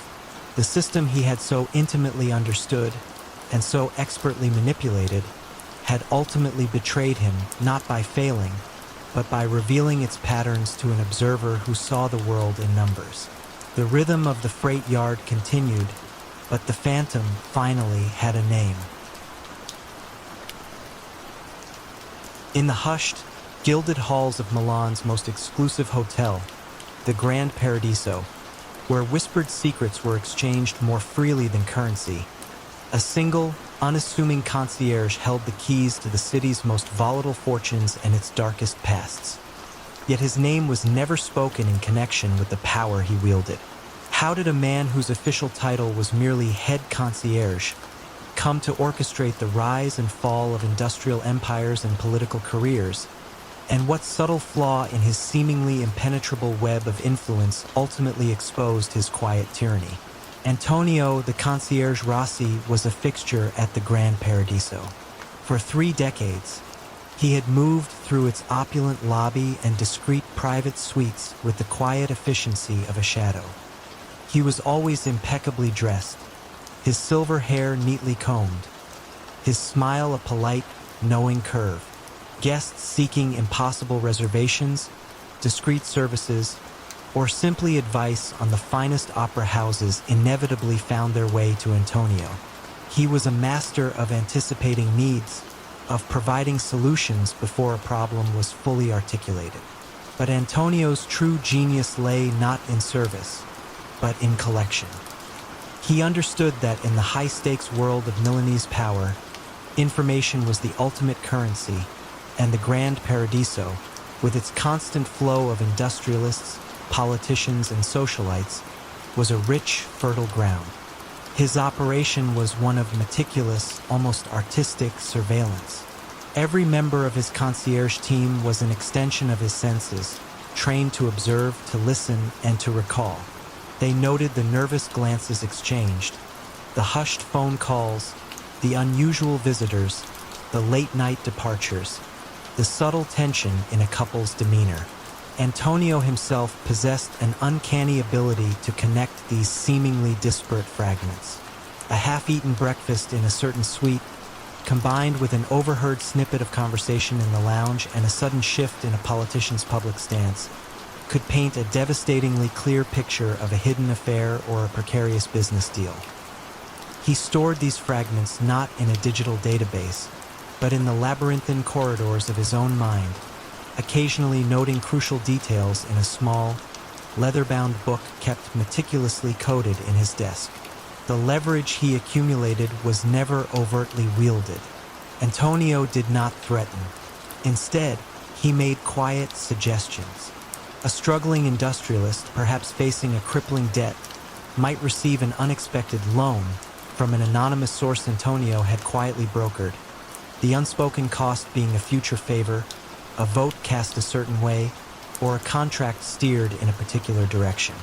A politician caught in a compromising situation might find Antonio subtly advising them on how to manage the crisis, guiding them towards actions that, while resolving their immediate problem, ultimately served Antonio's unseen agenda. It was a sophisticated form of blackmail, cloaked in professional courtesy and a reputation for unparalleled discretion. You would never suspect, as you saw him guiding a foreign dignitary to a waiting limousine, that this man held the power to ruin the dignitary's career with a single anonymous phone call. His quiet influence permeated the city's fabric, unseen but profoundly felt. For years, Antonio's empire remained unchallenged. The individuals he controlled were too compromised, too fearful of exposure to speak out. The very nature of his power, built on quiet secrets and deniable transactions, made it impossible for traditional law enforcement to grasp. He was untouchable because there was no crime being overtly committed, only an intricate dance of favors and hidden obligations. The first crack in Antonio's carefully constructed world emerged not from a grand investigation, but from the quiet idealism of a young woman. Isabella Marino, a newly assigned junior journalist for a small investigative newspaper, had a particular fascination with the hidden currents that shaped Milan. She wasn't interested in the splashy headlines, but the underlying mechanisms of power. Isabella began to notice a recurring pattern. Several high-profile bankruptcies, sudden corporate takeovers, and inexplicable political resignations all seemed to involve individuals who had, at some critical juncture, been guests at the Grand Paradiso. It was a statistical anomaly, too consistent to ignore. She started building a timeline, cross-referencing public records with what little gossip she could glean about the hotel's exclusive clientele. Isabella wasn't looking for a crime in the conventional sense. She was looking for a pattern of influence. Her breakthrough came when she discovered that a series of seemingly independent financial rescues, loans that appeared out of nowhere to save teetering companies, all originated from a single obscure charitable foundation whose board members frequently stayed at the Grand Paradiso. She began to suspect that the hotel was not just a venue for power, but a nexus for its manipulation. The critical piece of the puzzle fell into place when she interviewed a recently retired, disillusioned former hotel employee, a laundress named Maria, who, out of a quiet sense of civic duty, mentioned Antonio's unusual interest in left-behind items, particularly diaries or notebooks, and his uncanny ability to retrieve them long after they were presumably disposed of. The end for Antonio Rossi was as discreet as his power had been. Isabella, with the help of a cautious, ethically minded prosecutor she had finally convinced, compiled a comprehensive report. It detailed not specific crimes, but the demonstrable pattern of manipulation, the flow of influence, and the sheer improbability of so many unrelated powerful figures becoming inextricably linked by their stays at the Grand Paradiso and their subsequent convenient solutions to crises. When the authorities quietly arrived at the hotel one Tuesday morning, Antonio was behind his desk, just as always. They presented him not with an arrest warrant, but with a meticulously detailed financial and relational diagram, illustrating the full extent of his quiet empire. He looked at it for a long moment, a faint, almost imperceptible nod. His world, built on the invisible threads of secrets and leverage, had finally been unraveled, not by a violent confrontation, but by the quiet, methodical pursuit of patterns and truth. The Grand Paradiso continued its grand existence, but the silent power behind its gilded doors had finally been acknowledged and quietly, irrevocably dismantled. In a secluded, unassuming print shop nestled deep within the industrial outskirts of Naples, millions of euros in perfect counterfeit currency flowed silently into the European economy. Yet the man behind it, a meticulous master printer named Enzo the Monk Ferraro, lived a life of almost monastic simplicity, eschewing all overt displays of wealth. How did such a seemingly ordinary craftsman manage to create a counterfeiting operation of unparalleled precision and scale? And what infinitesimal flaw, a subtle deviation from true perfection, eventually led to the unraveling of his quiet reign? Enzo Ferraro was a man of habit and quiet dedication. His print shop, Arti Grafiche Ferraro, had been in his family for 3 generations, specializing in high-quality bespoke invitations, corporate brochures, and art reproductions. Enzo himself was a master of his craft, possessing an almost obsessive eye for detail, a profound understanding of paper, ink, and the delicate mechanics of a printing press. He was known for his precision, his punctuality, and his profound silence. He lived in a modest apartment above the shop, rarely ventured out, and his only passion seemed to be the intricate dance of machinery and color that defined his work. But beneath this veneer of quiet dedication lay a clandestine ambition, to print money so perfect it would defy detection.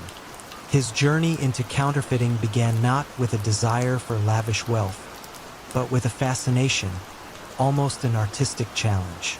He studied genuine currency with the intensity of a scholar, analyzing its every fiber, its every watermark, its every microscopic security feature.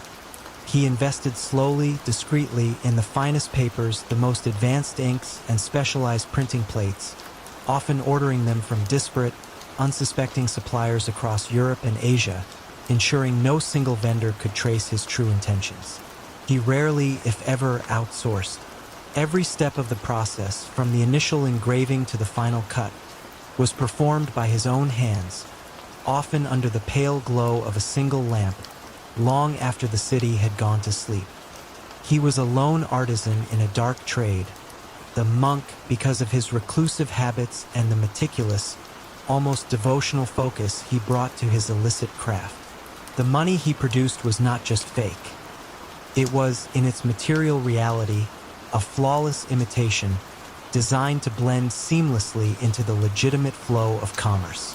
Enzo's distribution network was as understated as his production. He didn't deal with street thugs or flashy criminals. Instead, he used a small, carefully vetted group of intermediaries, unassuming businessmen with legitimate fronts, who would discreetly introduce batches of the counterfeit currency into the broader economy through large-scale, low-profit transactions. Bulk purchases of perishable goods, small investments in struggling businesses, or even quietly exchanging them at busy tourist hubs. The money was always dispersed in small, unalarming amounts, ensuring it dispersed quickly and was almost impossible to trace back to its origin. This diffuse method ensured that no single large transaction would trigger red flags, and that the ink was barely dry before the notes were circulating far from Naples. For years, the counterfeit euros were an enigma. Authorities knew there was a flood of high-quality fakes, but they couldn't trace the source. The notes were too good, too indistinguishable from genuine currency. They appeared in random European cities, always in small amounts, making it impossible to establish a clear geographic origin. Investigations focused on established criminal networks, but Enzo, the quiet artisan, remained entirely outside their radar. His lack of personal extravagance, his disciplined routine, and his complete lack of a criminal record kept him invisible. You might have received one of his notes as change in a Parisian cafe, or withdrawn one from an ATM in Berlin, entirely oblivious to the silent, meticulous effort that went into its creation. The beginning of the end for Enzo came not from a human tip, but from a machine, or rather, the data it generated. The European Central Bank had recently deployed a new generation of sophisticated currency detection machines in major banks across the continent. These machines, far more advanced than previous models, could not just detect obvious fakes, but could analyze microscopic inconsistencies in texture, faint deviations in the magnetic strip, and almost imperceptible variations in the ink's chemical composition. Over time, these machines began to flag a statistically significant number of almost perfect notes. Not enough to stop a transaction, but enough to trigger a quiet internal alert. The flaw was not in the design of the notes, but in an almost imperceptible variation in the drying process of a specific ink, a minute difference that only a machine operating at atomic levels could detect. A dedicated team of forensic currency analysts, led by Dr. Lena Schmidt, a German expert with a background in material science, began to compile the data. They weren't looking for obvious fakes. They were looking for patterns among the nearly perfect ones. She noticed that the flagged notes, despite appearing in diverse locations, shared a common, specific microsignature, a unique fingerprint left by a particular type of printing press and a very specific ink formula. This fingerprint pointed to a master printer of incredible skill. Dr. Schmidt's breakthrough came when she cross-referenced the chemical composition of the ink with shipping records for specialized printing supplies, slowly narrowing down the list of potential buyers to a handful of high-quality print shops. The next step was to identify which of these print shops also ordered the specific, obscure type of paper fiber found in the counterfeit notes. The quiet, almost invisible trail led directly to Arti Grafiche Ferraro in Naples. When the financial police, armed with Lena Schmidt's irrefutable forensic evidence, arrived at Enzo's shop, there was no dramatic confrontation. Enzo was at his press, meticulously adjusting a plate, the scent of ink and paper filling the air. He looked up, his expression calm, almost resigned. They didn't need to ask questions. They simply presented him with the detailed analysis, the microscopic images, the undeniable scientific proof of his unique signature on the counterfeit euros.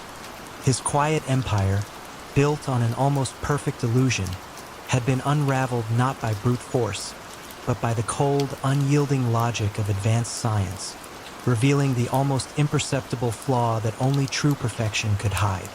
The silent king of counterfeits had finally been dethroned, not by a rival, but by the relentless pursuit of an unseen truth. In the high-stakes world of 1980s Wall Street, where information was power and fortunes were made on whispers, a brilliant, seemingly unassuming corporate lawyer, Michael Thorne, consistently seemed to be one step ahead of every market trend, his advice eerily prescient, yet his sources always remained a mystery. How did a man whose life revolved around legal documents and quiet counsel manage to consistently anticipate market shifts with such uncanny accuracy? And what seemingly minor breach of his meticulous information security eventually led to his downfall? Michael Thorne was the quintessential Wall Street lawyer. His office, high above the bustling streets, was tastefully understated, filled with leather-bound books and a quiet hum of efficiency. He dressed in sober, expensive suits, spoke in measured tones, and his reputation for intellectual brilliance and unwavering discretion was legendary. Clients, from venerable investment banks to aggressive corporate raiders, sought his counsel not just for his legal acumen, but for his uncanny ability to foresee market movements, to predict the subtle shifts in corporate power dynamics that would send stocks soaring or plummeting. He was the quiet advisor behind some of the decade's biggest mergers and most lucrative hostile takeovers, a silent architect of financial destinies. But Michael's true genius lay not in legal analysis, but in the clandestine art of insider trading, built on a foundation of meticulously acquired, highly confidential information. His method was a symphony of soft coercion and cultivated trust. He didn't engage in crude bribery. Instead, he cultivated relationships with key individuals across the financial landscape. A stressed-out executive assistant privy to merger talks, a disillusioned printing press operator with early access to quarterly reports, a junior analyst at a rating agency struggling with mounting medical bills. Michael would offer discreet financial advice or unsolicited investment tips, subtly building a web of indebtedness. He'd help them navigate a personal crisis or subtly suggest a small, seemingly innocuous favor that, unbeknownst to them, would open a pipeline to critical information. The information wasn't delivered as a direct exchange for money. It was a consequence of a carefully nurtured relationship, a quiet understanding of mutual benefit, often with the sources themselves unaware of the true value of the data they were providing or its ultimate destination. Michael never placed a trade himself. He maintained an unblemished public record, his hands clean of direct financial transactions. Instead, he relayed his prescient insights to a handful of trusted intermediaries, high-net-worth individuals and small, independent investment firms who were always eager for an edge. These intermediaries would then execute the trades, often in small, diversified amounts across multiple accounts, ensuring that no single large transaction would trigger regulatory scrutiny. The profits, once laundered through layers of legitimate investments, would eventually find their way back to Michael, disguised as consulting fees, legal retainers, or lucrative long-term investment returns on seemingly brilliant early-stage ventures. He lived a life of comfortable, but not ostentatious, wealth, further reinforcing his image as a man whose success was simply a byproduct of his exceptional intellect. For years, Michael operated in the shadows, an enigma whose consistent success was admired, if not entirely understood, by his peers. The Securities and Exchange Commission, SEC, knew insider trading was rampant on Wall Street, but proving it was like trying to catch smoke. They pursued the obvious cases, the loudmouths, the greedy showmen. Michael, the whispering lawyer, remained invisible. His office was a fortress of discretion, his conversations carefully couched in legal ambiguities. You might have seen him at a high-power lunch, seemingly lost in thought, but in reality, meticulously piecing together fragments of overheard conversations, assessing body language, and synthesizing data points that would unlock the next market secret. The unraveling began not with a sudden expose, but with a subtle shift in the SEC's approach to enforcement. A new, young investigator named Elena Rodriguez, fresh out of law school and with a background in network analysis, was less interested in individual trades and more interested in patterns of influence. She started charting not just who traded, but who knew whom and who advised whom. Her focus was on the information architects, the individuals whose advice consistently led to unusual profits.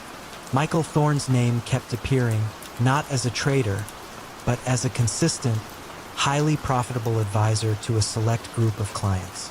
Elena noticed that whenever Thorne advised a client, that client's subsequent trades often seemed to predict an upcoming event with impossible accuracy. Elena's breakthrough came not from a wiretap, but from a meticulous examination of seemingly innocuous phone records and travel itineraries. She noticed that one of Thorne's long-standing, seemingly independent sources, a senior manager at a major financial printing company, frequently traveled on the same flights as Thorne or stayed at the same luxury hotels, though ostensibly for different conferences. The pattern was too consistent to be coincidental. Further investigation revealed a single subtle slip, a casual, almost insignificant payment from one of Thorne's offshore consulting firms to an obscure charitable foundation connected to the printing manager's ailing mother. A payment just large enough to alleviate a critical medical debt, but small enough to fly under the radar. It wasn't direct payment for information, but a quiet gift, a gesture of support that solidified a bond of silent obligation. When the SEC finally moved, it was with the quiet precision that mirrored Thorne's own operations. There was no dramatic raid on his office, no flashing cameras. Instead, two senior SEC investigators, including Elena, appeared at his door one crisp morning. They didn't present a criminal indictment immediately. They presented him with a meticulously compiled timeline of his prescient advice, cross-referenced with the public announcements of corporate actions, and overlaid with the detailed financial connections to his supposedly independent sources. They showed him the undeniable pattern, the invisible threads that connected his advice to the hidden favors he had orchestrated. Michael Thorne, the whispering lawyer who had mastered the art of information, saw his meticulously constructed empire crumble not under the weight of a loud accusation, but under the quiet, irrefutable logic of his own documented influence. The silence of his office, once a symbol of his power, now echoed with the quiet finality of his undoing. In the heart of bustling Amsterdam, during the late 1990s, a seemingly legitimate import-export business dealing in high-end textiles quietly funneled millions in illicit narcotics across continents. Yet its charming, sophisticated owner, Elias Vandenberg, was known only for his impeccable taste and philanthropic ventures. How did a man so publicly admired manage to orchestrate one of Europe's most extensive drug smuggling operations, cloaked in the elegance of fine fabrics, and what almost poetic misstep, a flaw in the very beauty he professed to love, eventually exposed his elaborate deception? Elias Vandenberg was the epitome of Amsterdam chic. His company, Vandenberg Silks, occupied a magnificent canal-side townhouse, its windows displaying exquisite bolts of silk, fine linens, and rare tapestries from Asia and the Middle East. Elias himself was a patron of the arts, a frequent guest at gallery openings, and a generous donor to local charities. He was known for his discerning eye, his impeccable manners, and his fluency in several languages.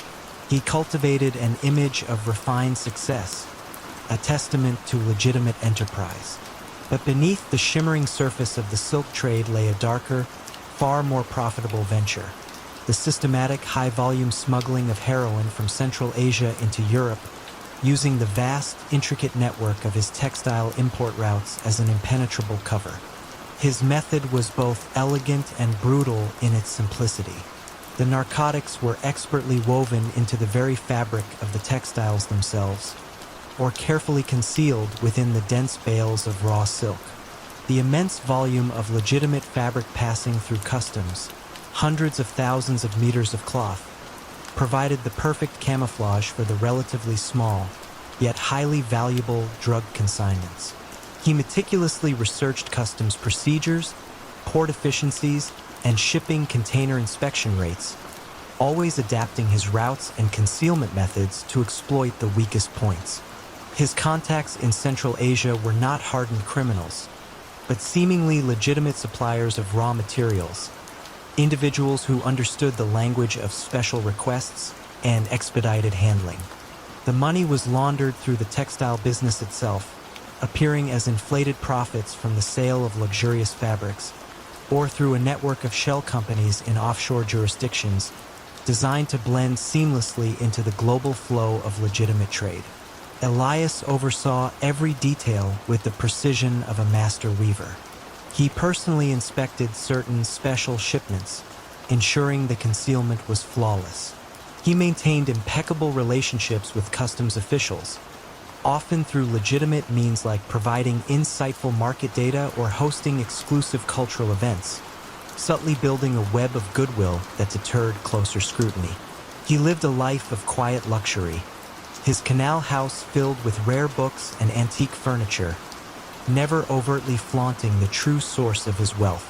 You might have seen him in a high-end restaurant, discussing a new art exhibition, entirely unaware that the man across the room was orchestrating a silent epidemic, concealed within threads of silk. For years, the operation flourished, a phantom limb of the European drug trade. Law enforcement agencies were aware of a growing influx of high-quality heroin, but the usual suspects and traditional routes seemed insufficient to explain the volume. The idea that a respected, high-end textile importer could be the source seemed almost ludicrous. Investigations often focused on container ships and known drug syndicates, while Elias's shipments, neatly documented as luxury textiles, passed through unmolested. The first subtle tremor in Elias's meticulously woven empire came from an unexpected quarter: a new generation of forensic textile analysts. Dr. Anja Peterson, a Dutch chemist specializing in fabric composition and dye analysis, was working on a project for a major fashion house, trying to authenticate the origins of antique fabrics. She noticed a peculiar, almost imperceptible inconsistency in the weave of certain vintage silk shipments originating from a specific region in Central Asia, all imported through Vandenberg silks. The inconsistency wasn't a flaw, it was a signature, a microscopic deviation in thread count and tension that, while not affecting the fabric's appearance, suggested a secondary, non-standard processing step. It was a deviation that, to her trained eye, simply didn't fit with the stated historical origins or typical manufacturing processes of legitimate silk production. Dr. Peterson, driven by scientific curiosity, ran more detailed analyses. She discovered minute traces of unfamiliar chemical residues embedded within the fibers of these otherwise pristine silks, compounds completely unrelated to legitimate textile production. These traces were so faint, so deeply integrated, they would have been overlooked by any standard customs inspection. The poetic misstep was that the very method of drug concealment, the weaving into the fabric, left a subtle, almost invisible forensic signature that only the latest scientific techniques could detect.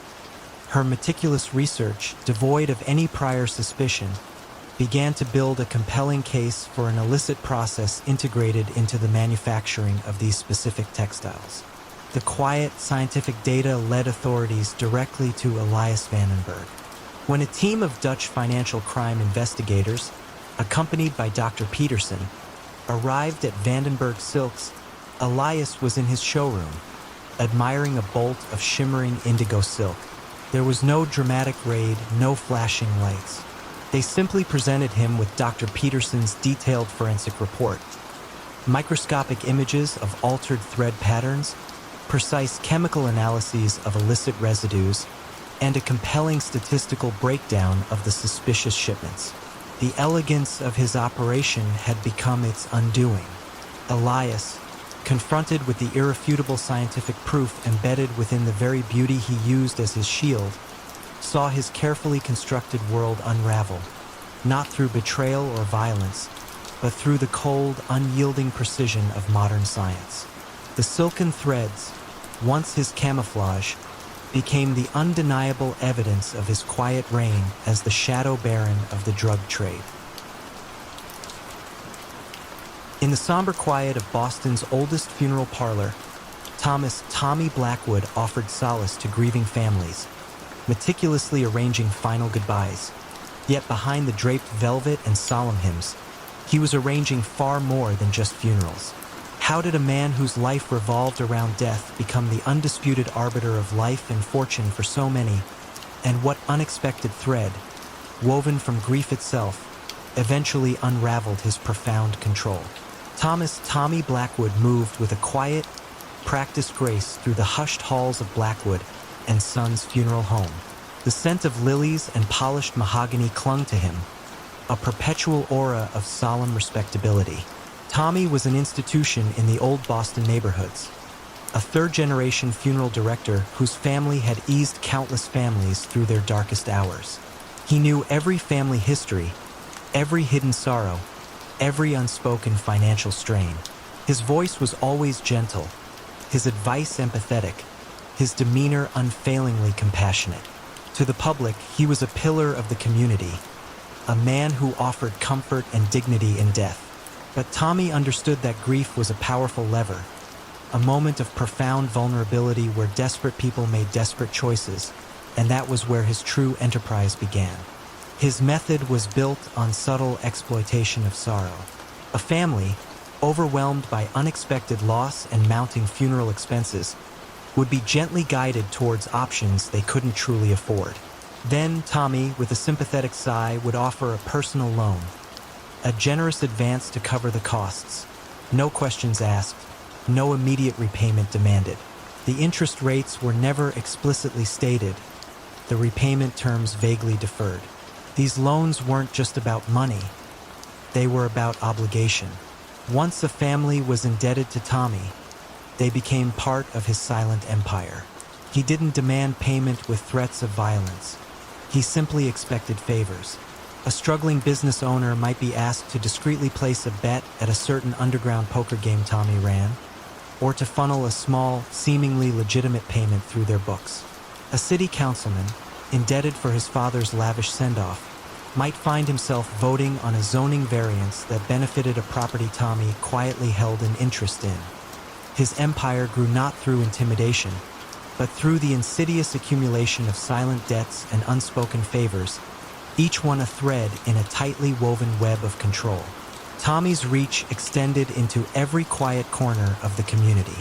He was the unacknowledged financier of a thriving underground gambling circuit, using the funeral home's back rooms for discreet payouts. He was the silent partner in numerous struggling small businesses, offering lifelines that turned them into fronts for money laundering. He even subtly influenced local elections, ensuring that key positions were filled by individuals who understood the unspoken rules. His power was invisible, rarely spoken of directly, but profoundly felt.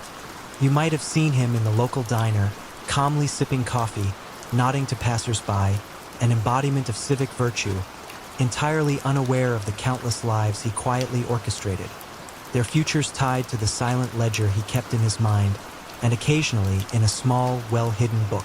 For decades, Tommy's system remained impenetrable. Who would suspect a funeral director, a man steeped in the solemn rituals of the departed? The victims were too ashamed of their vulnerability, too entangled in their debts, or too fearful of the implicit consequences to speak out. Law enforcement, focused on visible crime, overlooked the subtle, almost paternalistic control Tommy exerted. His books were immaculate, his taxes paid, his public persona beyond reproach. The first quiet fissure in Tommy's meticulously constructed world came not from a jilted gambler or a disgruntled client, but from a persistent, empathetic social worker named Anya Sharma. Anya worked with elderly residents in the community, often helping them navigate financial difficulties after the loss of a spouse. She began to notice a disturbing pattern. An unusually high number of her elderly clients, after burying a loved one through Blackwood and Sons, seemed to be perpetually struggling with debt, even when their known assets should have provided stability. They often spoke vaguely of arrangements with Mr. Blackwood, but never provided details, their eyes clouding with a mix of gratitude and quiet fear. Anya, with a background in financial fraud prevention, felt a subtle unease. It wasn't about theft. It was about coercion, a quiet economic strangulation of the most vulnerable. Anya's investigation was a slow, deliberate collection of whispers and public records. She correlated deaths handled by Blackwood and Sons with subsequent property transfers, sudden bankruptcies, or inexplicable financial obligations among the deceased's families. She discovered that many of these loans were not documented in any official capacity, existing only as verbal agreements, reinforced by the implicit threat of social ostracization or quiet ruin. Her breakthrough came when she identified a particular elderly widow who, after her husband's funeral, had unwittingly signed over the rights to a significant portion of her property to a shell company, ostensibly as collateral for an unpaid funeral balance that Tommy had claimed, but which she had no record of. The widow, too frail and intimidated to challenge it, had simply accepted her fate. When Anya presented her findings to a reluctant but ultimately convinced district attorney, the case was not about a violent crime, but about a systematic pattern of predatory financial exploitation, leveraging the most fragile moments of human existence. The evidence was circumstantial but compelling. A network of interconnected debts, unusual property transactions, and the silent, overwhelming fear expressed by dozens of families. The end for Tommy Blackwood was as quiet as his reign had been.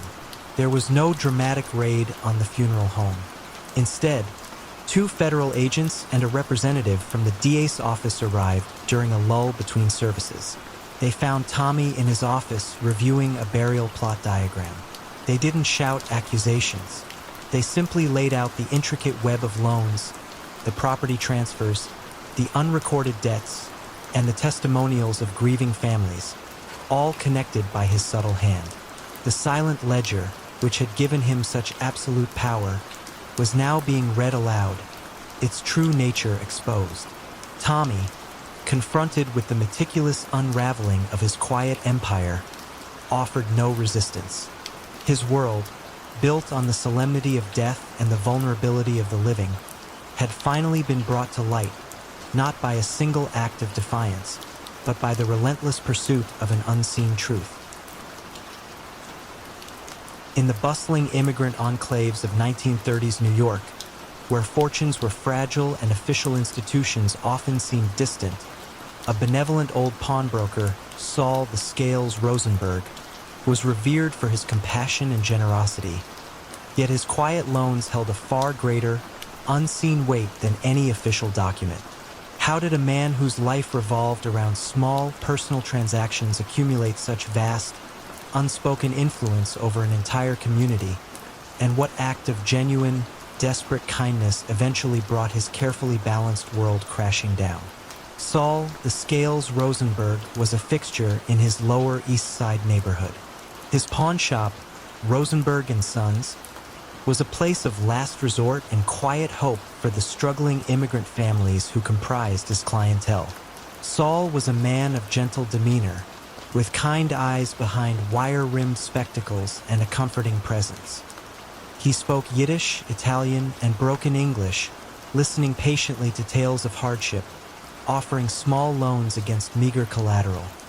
A grandmother's brooch, a father's watch, a treasured violin. He often lent more than the item was worth, and seemed genuinely heartbroken when a loan went unpaid. To the community, he was a lifesaver, a compassionate alternative to predatory loan sharks or indifferent banks. But Saul, in his quiet way, was a different kind of collector. His true genius lay in collecting not just interest, but favors, building a silent, intricate network of obligation that permeated every aspect of community life. His method was an insidious form of economic entanglement, cloaked in benevolence. A family needing emergency funds for an illness or a sudden rent increase would approach Saul. He would provide the loan, often without much paperwork, and with what appeared to be incredibly lenient terms. "Pay me back when you can," he would say, his voice soft. But the unspoken caveat was that the debt was never truly forgotten, and its value accrued not just in money, but in influence.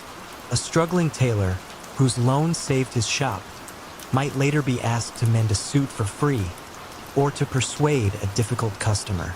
A butcher, beholden for funds to keep his family fed, might be asked to discreetly supply meat to a specific, unspoken address.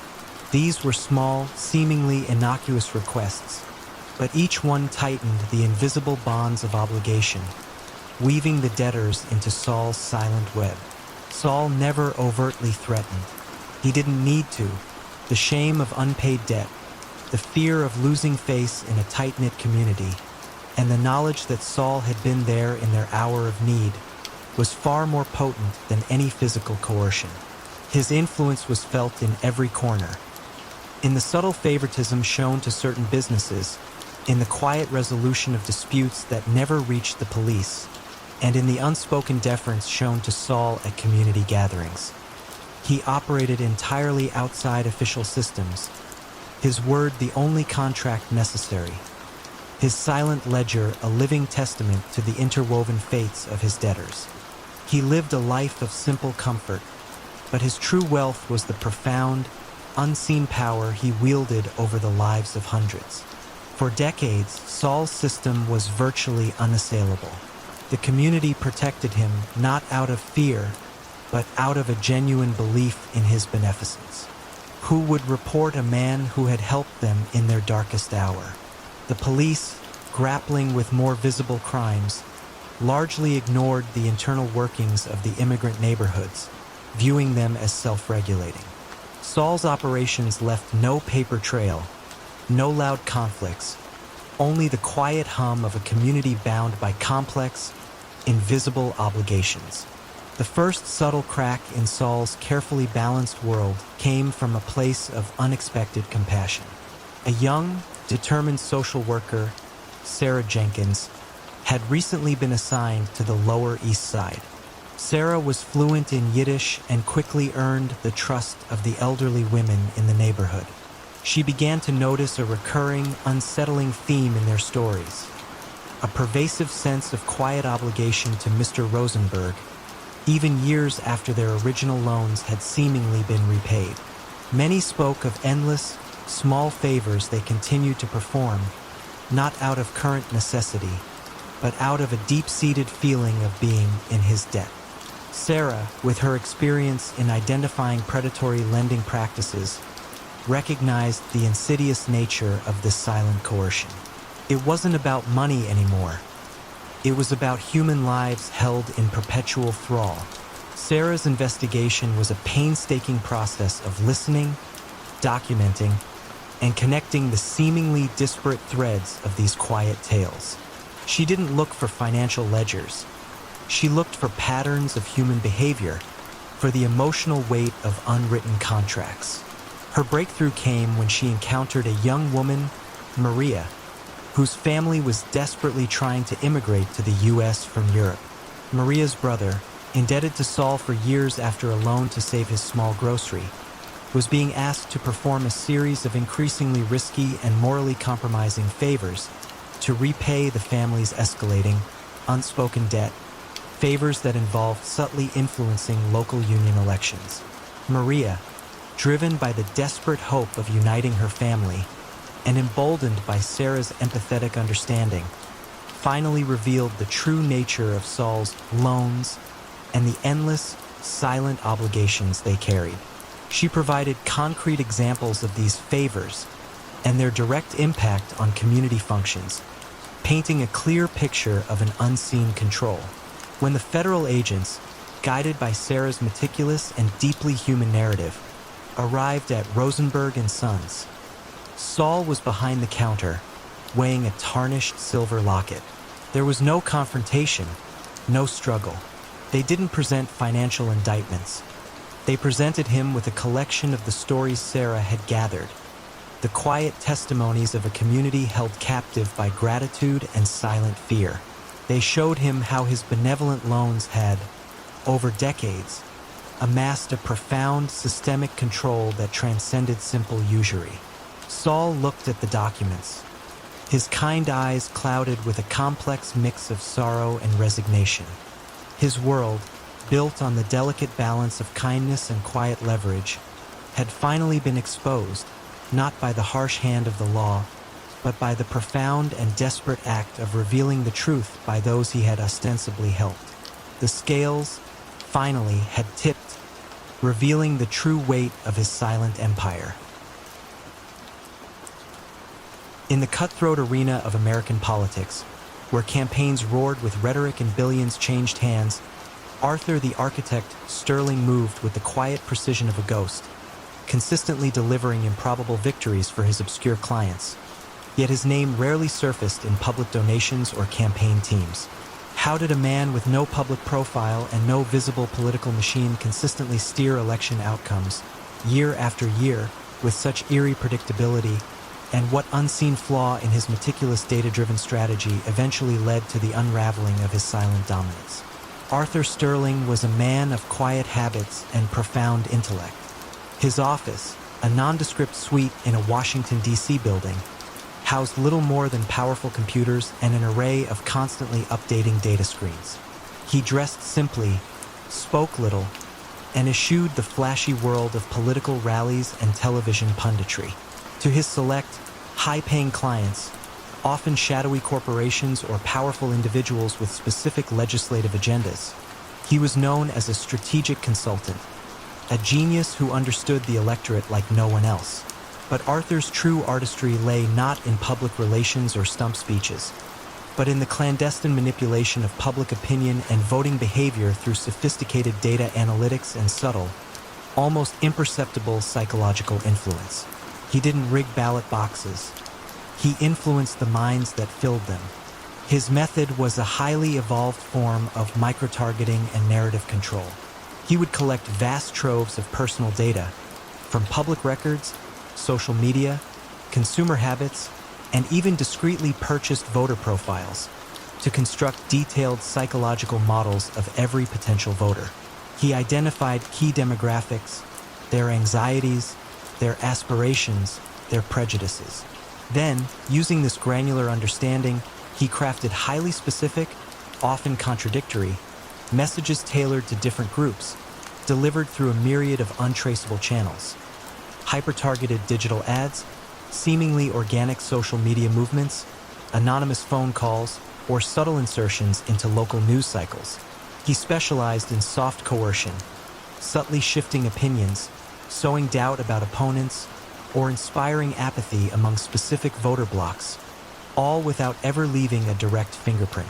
His campaigns were quiet whispers that cumulatively echoed like thunder.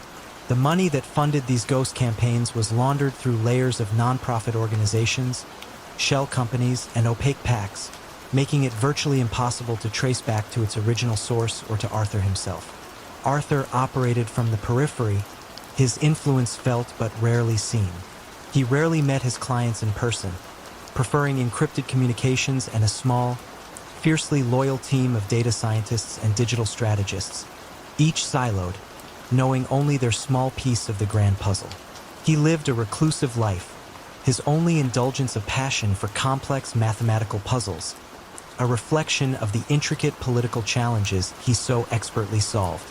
You might have seen the results of his work: a surprising candidate winning against all odds, a controversial ballot measure passing despite public outcry, or an unexpected wave of low voter turnout in a key demographic.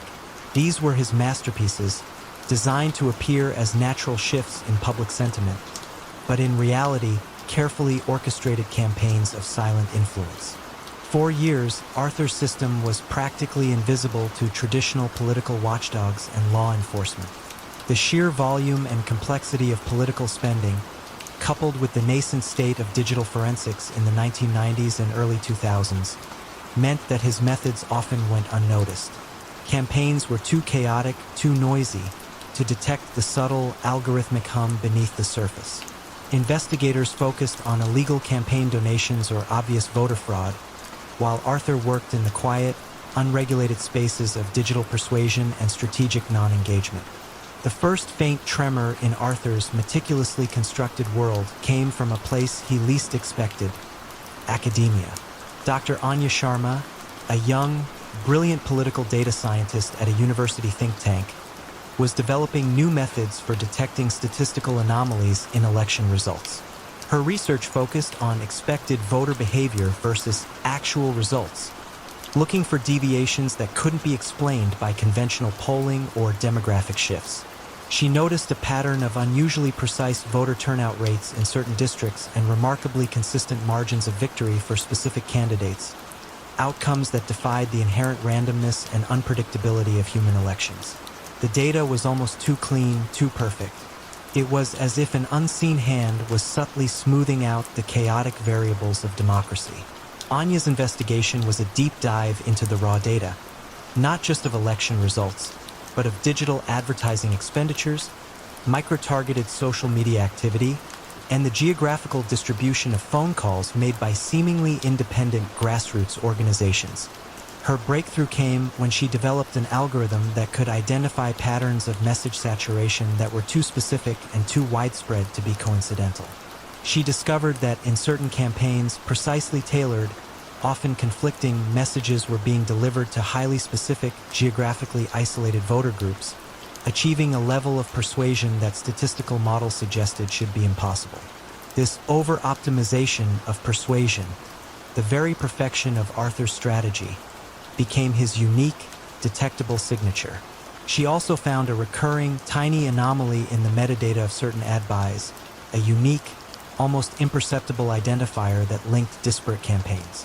When the Federal Cybercrime Unit, armed with Anya's irrefutable statistical and digital forensics, finally approached Arthur Sterling, he was, as usual in his office, immersed in a complex data visualization. There was no dramatic arrest, no public spectacle. They simply laid out the evidence, the meticulously charted data anomalies, the algorithms that exposed his too-perfect influence, and the digital fingerprints that connected his ghost campaigns across state lines. Arthur looked at the screens, a faint, almost imperceptible nod. His world, built on the unseen power of numbers and the silent manipulation of minds, had finally been unraveled, not by a single act of betrayal, but by the relentless pursuit of an unseen truth, exposed by the very precision he had so painstakingly cultivated. Pulsing heart of the 1990s Los Angeles music scene, every breakout artist seemed to owe their meteoric rise to the enigmatic, velvet-voiced record producer Julian Vance, yet their personal fortunes rarely matched their public success. How did one man seemingly control the destinies of so many rising stars, guiding them to fame while keeping their wealth subtly out of reach? And what unseen flaw in his perfectly crafted illusion eventually allowed the music itself to betray him? Julian Vance was a figure of almost mythical stature in the music industry. His recording studio, the Sound Sanctuary, nestled discreetly in the Hollywood Hills, was a temple where raw talent was supposedly sculpted into platinum-selling artistry. Vance himself was a study in refined charm, always impeccably dressed in custom-tailored suits, his silver hair swept back, his voice is smooth, encouraging purr that could coax a timid singer into a powerful performance. He discovered raw, passionate artists from gritty clubs and humble garages, promising them the moon massive advances, state-of-the-art recording, relentless promotion. To the public, he was a visionary, a benevolent mentor who believed in the transformative power of music. But beneath the polished surface, Julian Vance was orchestrating a quiet, insidious empire built on debt, dreams, and the unyielding control of artistic output. His system was an ingenious form of financial bondage, cloaked in the complex language of music contracts. Artists, desperate for their break, would sign agreements laden with predatory clauses.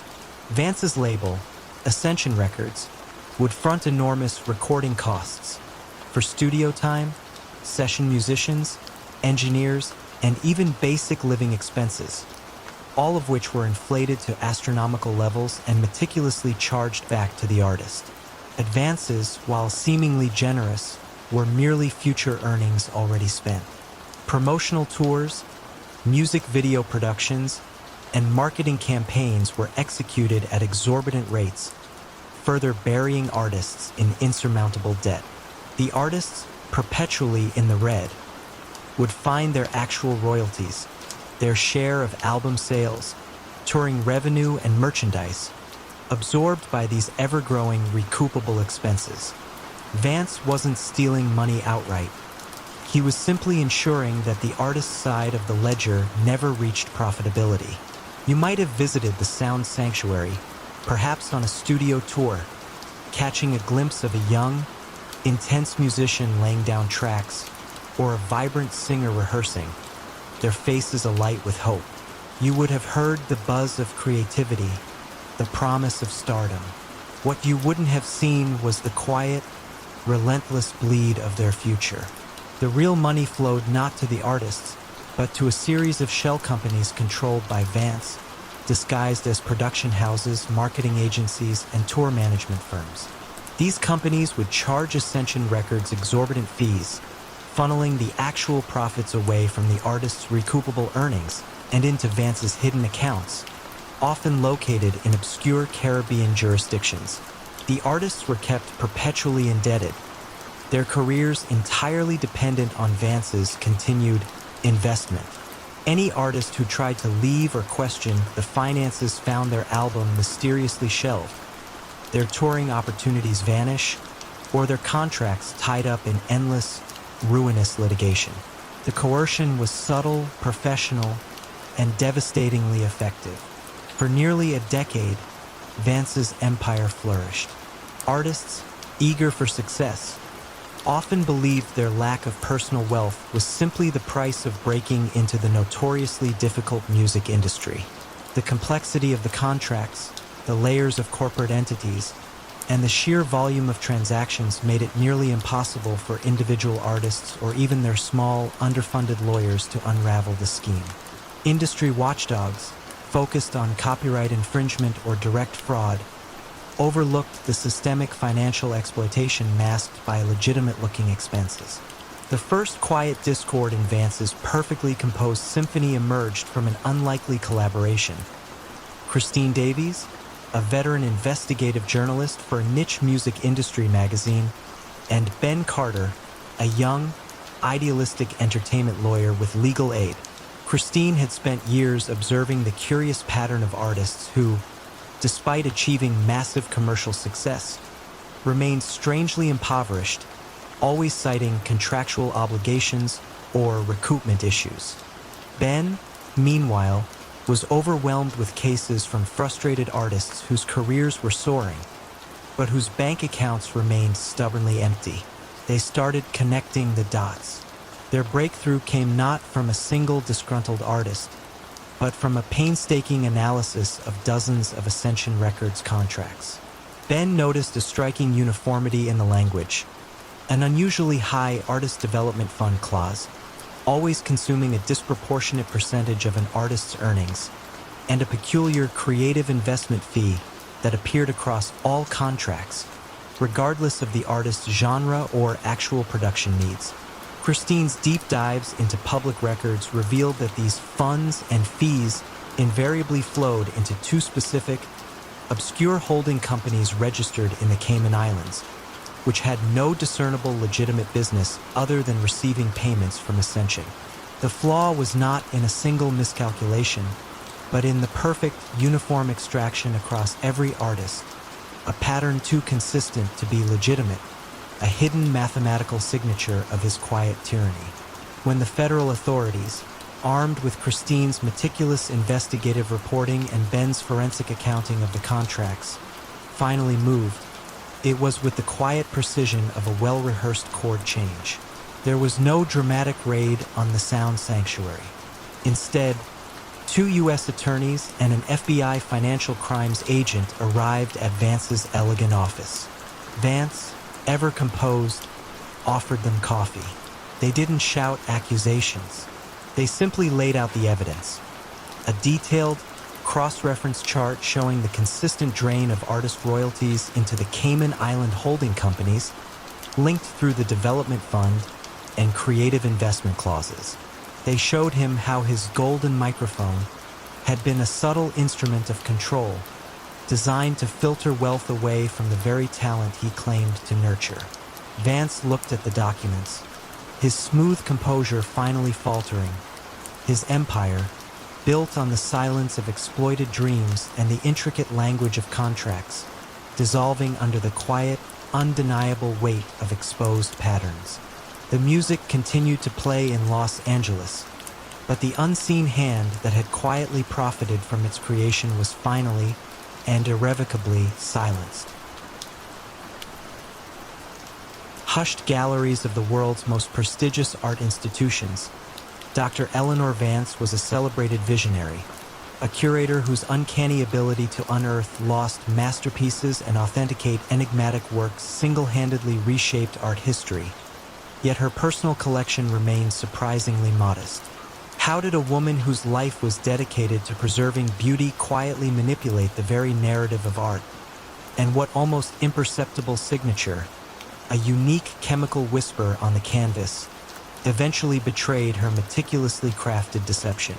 Dr. Eleanor Vance was an icon in the rarefied world of high art. Her pronouncements on authenticity were considered gospel, her eye for overlooked genius legendary. With her silver-streaked hair elegantly pulled back and her thoughtful, measured pronouncements, she commanded respect in every auction house and museum. She had a particular talent for discovering neglected works in dusty private collections or attributing previously anonymous paintings to master hands, sending their market value soaring. To the public, she was a cultural benefactor, a tireless champion of forgotten beauty. But Eleanor Vance, beneath her veneer of scholarly passion, was a master manipulator of provenance and perception, orchestrating a silent commerce built on controlled information and carefully manufactured scarcity. Her method was an intricate dance of subtle influence and meticulously controlled revelations. She didn't forge paintings herself. Instead, she sought out high-quality imitations or genuinely old, but unremarkable works. Then, through a carefully orchestrated series of whispers and strategically leaked research, she would gently guide the art world's attention towards them. She had a network of complicit, or often unwitting, restorers, art historians, and minor auctioneers. A restorer might be tasked with a routine cleaning that coincidentally highlighted a previously unnoticed detail that supported a particular attribution. An art historian might be subtly steered towards a new line of research that inadvertently bolstered the provenance of a piece Eleanor was preparing to discover. Her greatest trick was her ability to subtly discredit genuinely important but undervalued works that competed with her chosen pieces, using nuanced academic critiques that eroded confidence and shifted market interest.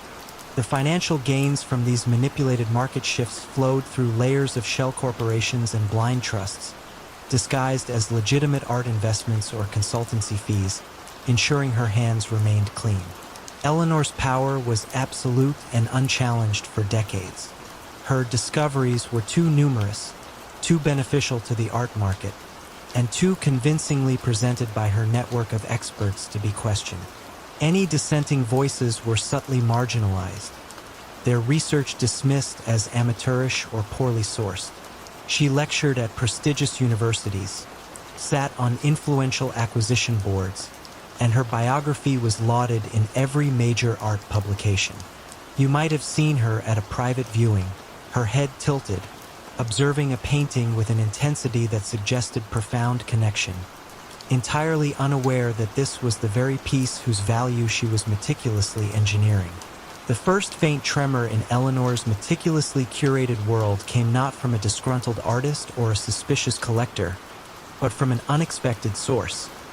Dr. Kenji Tanaka, a quiet, brilliant forensic art chemist from Tokyo. Kenji was developing new non-invasive techniques for analyzing the precise chemical composition of historical pigments and binders, specifically looking for unique aging signatures that could determine a painting's true age and environmental history. His research was purely academic, focused on preservation rather than authentication.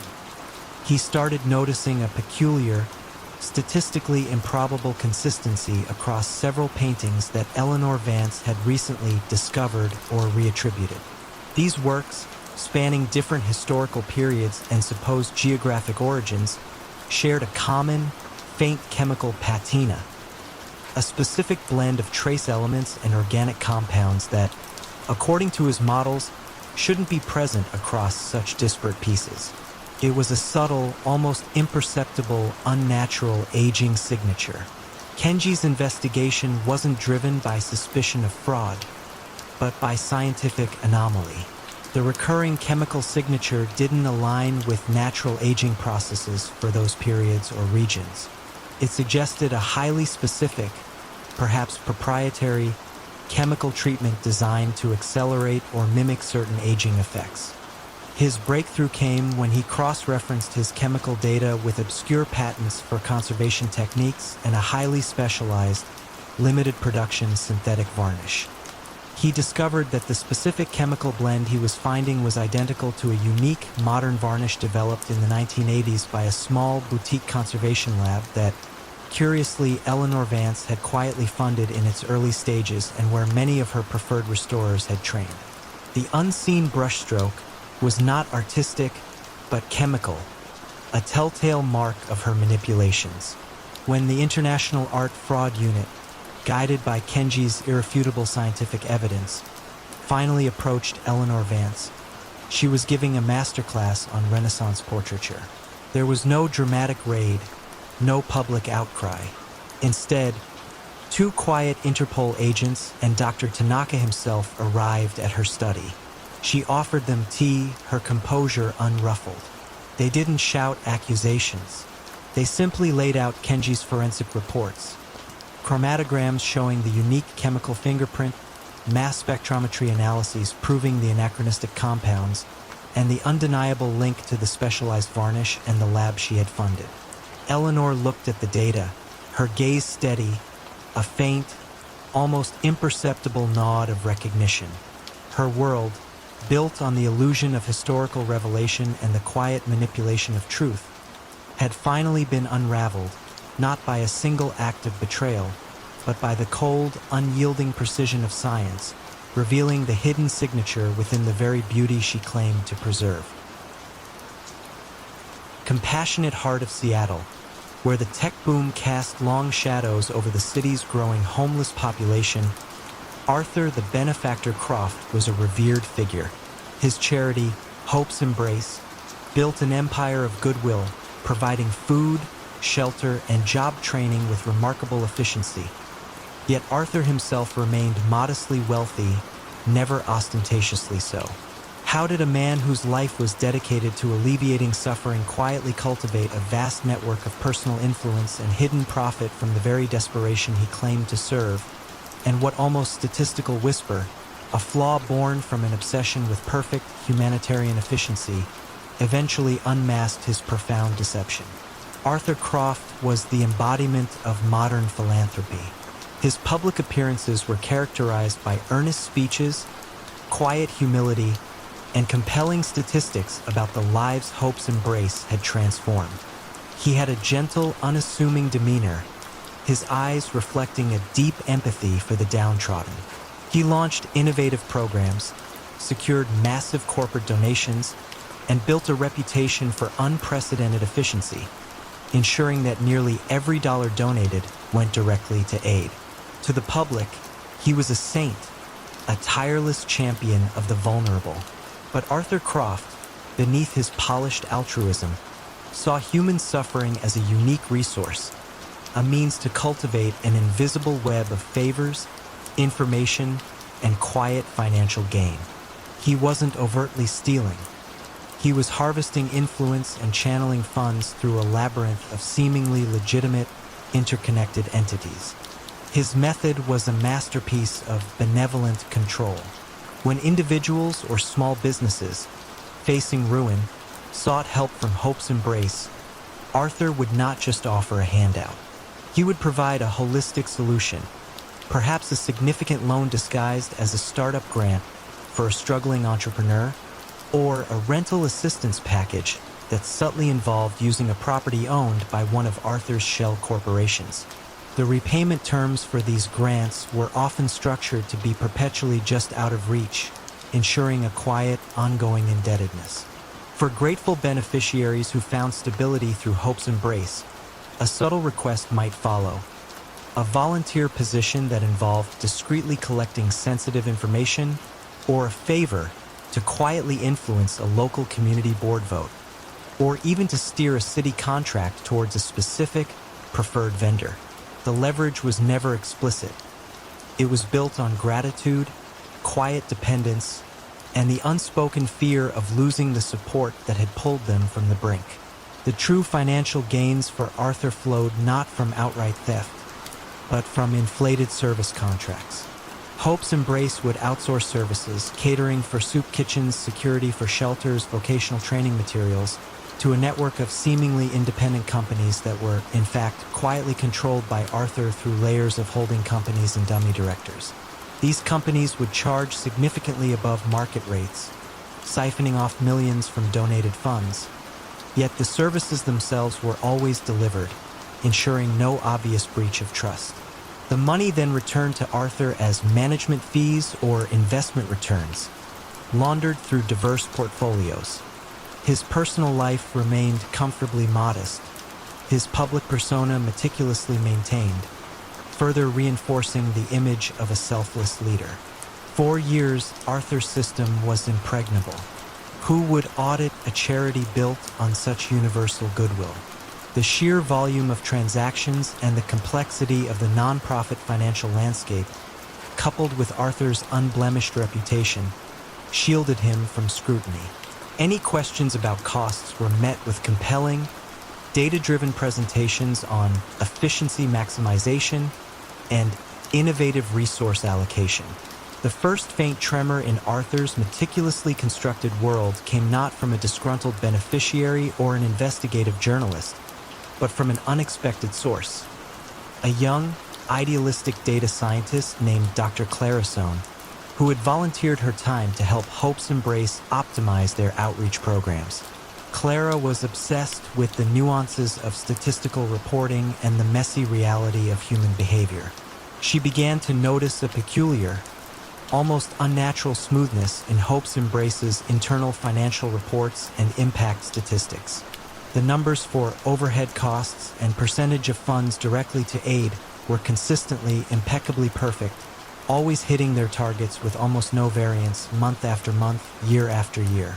This was statistically improbable for any large-scale, real-world charity, which should experience natural fluctuations, unexpected costs, and unpredictable human variables. It was as if the data had been too well managed, too perfectly aligned with the public image. Clara's investigation was a quiet, academic pursuit of anomaly. She applied advanced statistical models to Hope's Embrace's financial data, comparing its variances and distributions to those of other large charities. Her algorithms flagged consistent minute rounding patterns in expenses, particularly in the categories related to external service providers, and an uncanny absence of the usual financial noise or outliers that characterize legitimate, complex operations. Her breakthrough came when she identified a unique, almost imperceptible commonality in the metadata of the invoices from these external providers, a specific, repeated, and non-standard serial number format that linked them all to a single, unlisted software system, which in turn was registered to a small, private accounting firm that had no other apparent clients. The statistical whisper was the digital fingerprint of Arthur's obsession with presenting a perfect, unassailable financial picture. When federal investigators, armed with Clara's irrefutable statistical and digital forensics, finally approached Arthur Croft, he was addressing a room full of donors, passionately advocating for increased funding for his programs. There was no dramatic confrontation, no public spectacle. Instead, 2 U.S. attorneys and Dr. Sohn herself quietly waited for him in his office. He greeted them with his customary calm, offering them coffee. They didn't shout accusations. They simply laid out the evidence. A series of intricate charts illustrating the statistically impossible consistency of his financial reports, the unique digital signature linking his various service providers, and the undeniable flow of funds to his hidden entities. Arthur looked at the data, his expression slowly shifting from composed confidence to a quiet, profound realization. His world, built on the illusion of perfect philanthropy and the silent leverage of human need, had finally been unraveled, not by a single act of overt fraud, but by the relentless pursuit of an unseen truth, exposed by the very perfection he had so meticulously cultivated. In the elite culinary circles of Paris, where Michelin stars dictated destinies and chefs vied for the approval of discerning critics, Antoine the Palate Du Bois reigned supreme. His pronouncements could elevate a humble bistro to a gastronomic temple or condemn a grand restaurant to oblivion. Yet, this revered critic lived a life of quiet luxury, never ostentatious, his wealth seemingly a byproduct of pure, unblemished taste. How did a man whose life revolved around the pursuit of culinary perfection quietly orchestrate a vast empire of hidden profits and controlled reputations? And what subtle, almost imperceptible flaw in the very ingredients he championed eventually allowed the natural world itself to expose his grand deception? Antoine Dubois moved through the hallowed halls of France's finest restaurants with an air of profound authority. His slender fingers would delicately prod a fillet, his nose would inhale the nuanced aromas, and his eyes, sharp and discerning, would survey every plate with an almost surgical precision. His reviews, published in prestigious journals and guides, were gospel, capable of filling reservations books for months or emptying them overnight. To the public, he was the guardian of French gastronomy, a man of unimpeachable taste and integrity. But Antoine, beneath his veneer of scholarly connoisseurship, was a master manipulator of the culinary ecosystem, building a silent fortune on controlled access and manufactured scarcity. His method was an ingenious blend of critical influence and supply chain dominance. Antoine didn't just review, he invested, quietly, through layers of holding companies and trusted associates. He became a silent partner in struggling, but promising, restaurants. He would then bestow upon them a coveted Michelin star or a series of glowing reviews, propelling them to fame. Conversely, he would deliver scathing critiques to rivals, highlighting minute flaws with devastating precision, effectively driving them out of business or pressuring them into selling their operations at a bargain price, often to entities he secretly controlled. But his true leverage lay in a specific, almost mythical commodity, the tuber melanosporum regalis, a rare, intensely aromatic black truffle found only in a few pristine, ancient forests of central France and notoriously difficult to cultivate. Antoine claimed to have exclusive access to these truffles through a network of trusted, traditional truffiers. He supplied these authentic truffles to his favored restaurants at exorbitant prices, making vast profits while ensuring his establishments maintained an unparalleled air of exclusivity and quality. These exclusive truffles became Antoine's signature, a mark of true culinary excellence that separated the elite from the merely good. The money generated from the inflated prices of these truffles, as well as the quiet dividends from his secretly owned restaurants, flowed through a complex web of offshore accounts and shell companies disguised as agricultural investments or consultancy fees. His personal life remained comfortably elegant but understated, reinforcing his image as a man devoted purely to the art of cuisine. For decades, Antoine's system was unassailable.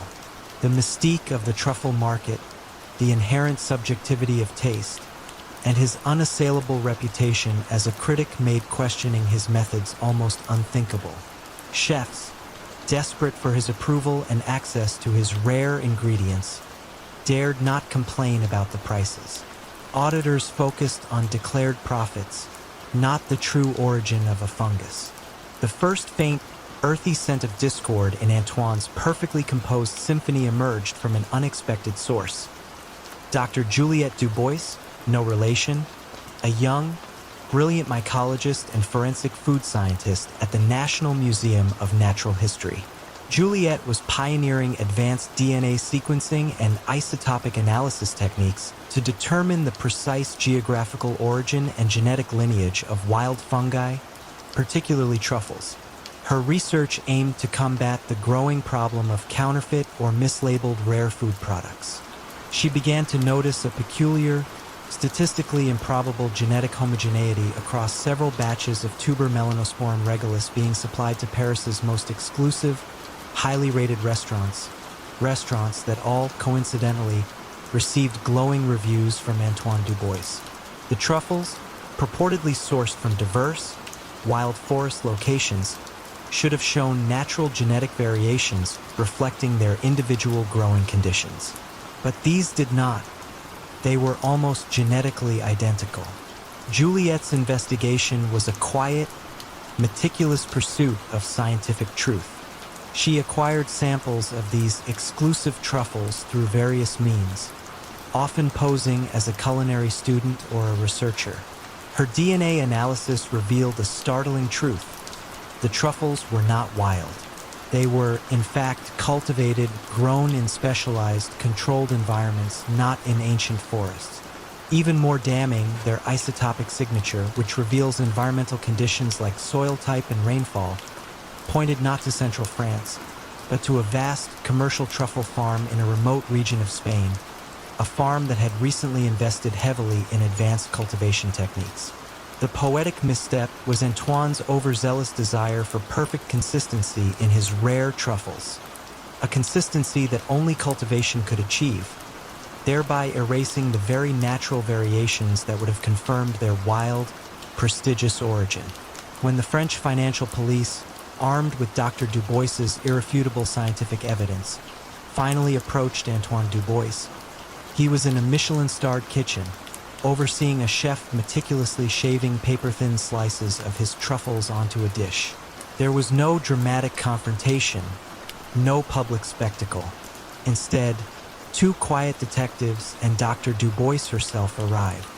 Antoine, ever composed, offered them a taste of the truffle. They didn't shout accusations. They simply laid out Juliet's forensic reports, the DNA analyses proving cultivation, the isotopic data revealing the Spanish origin, and the undeniable link between his glowing reviews and the restaurants exclusively using his mass-produced, falsely labeled truffles. Antoine looked at the data, his expression slowly shifting from composed arrogance to a quiet, profound realization. His world, built on the illusion of impeccable taste and the silent manipulation of an entire culinary ecosystem, had finally been unraveled, not by a single act of betrayal, but by the relentless pursuit of an unseen truth, exposed by the very essence of the natural world he claimed to champion.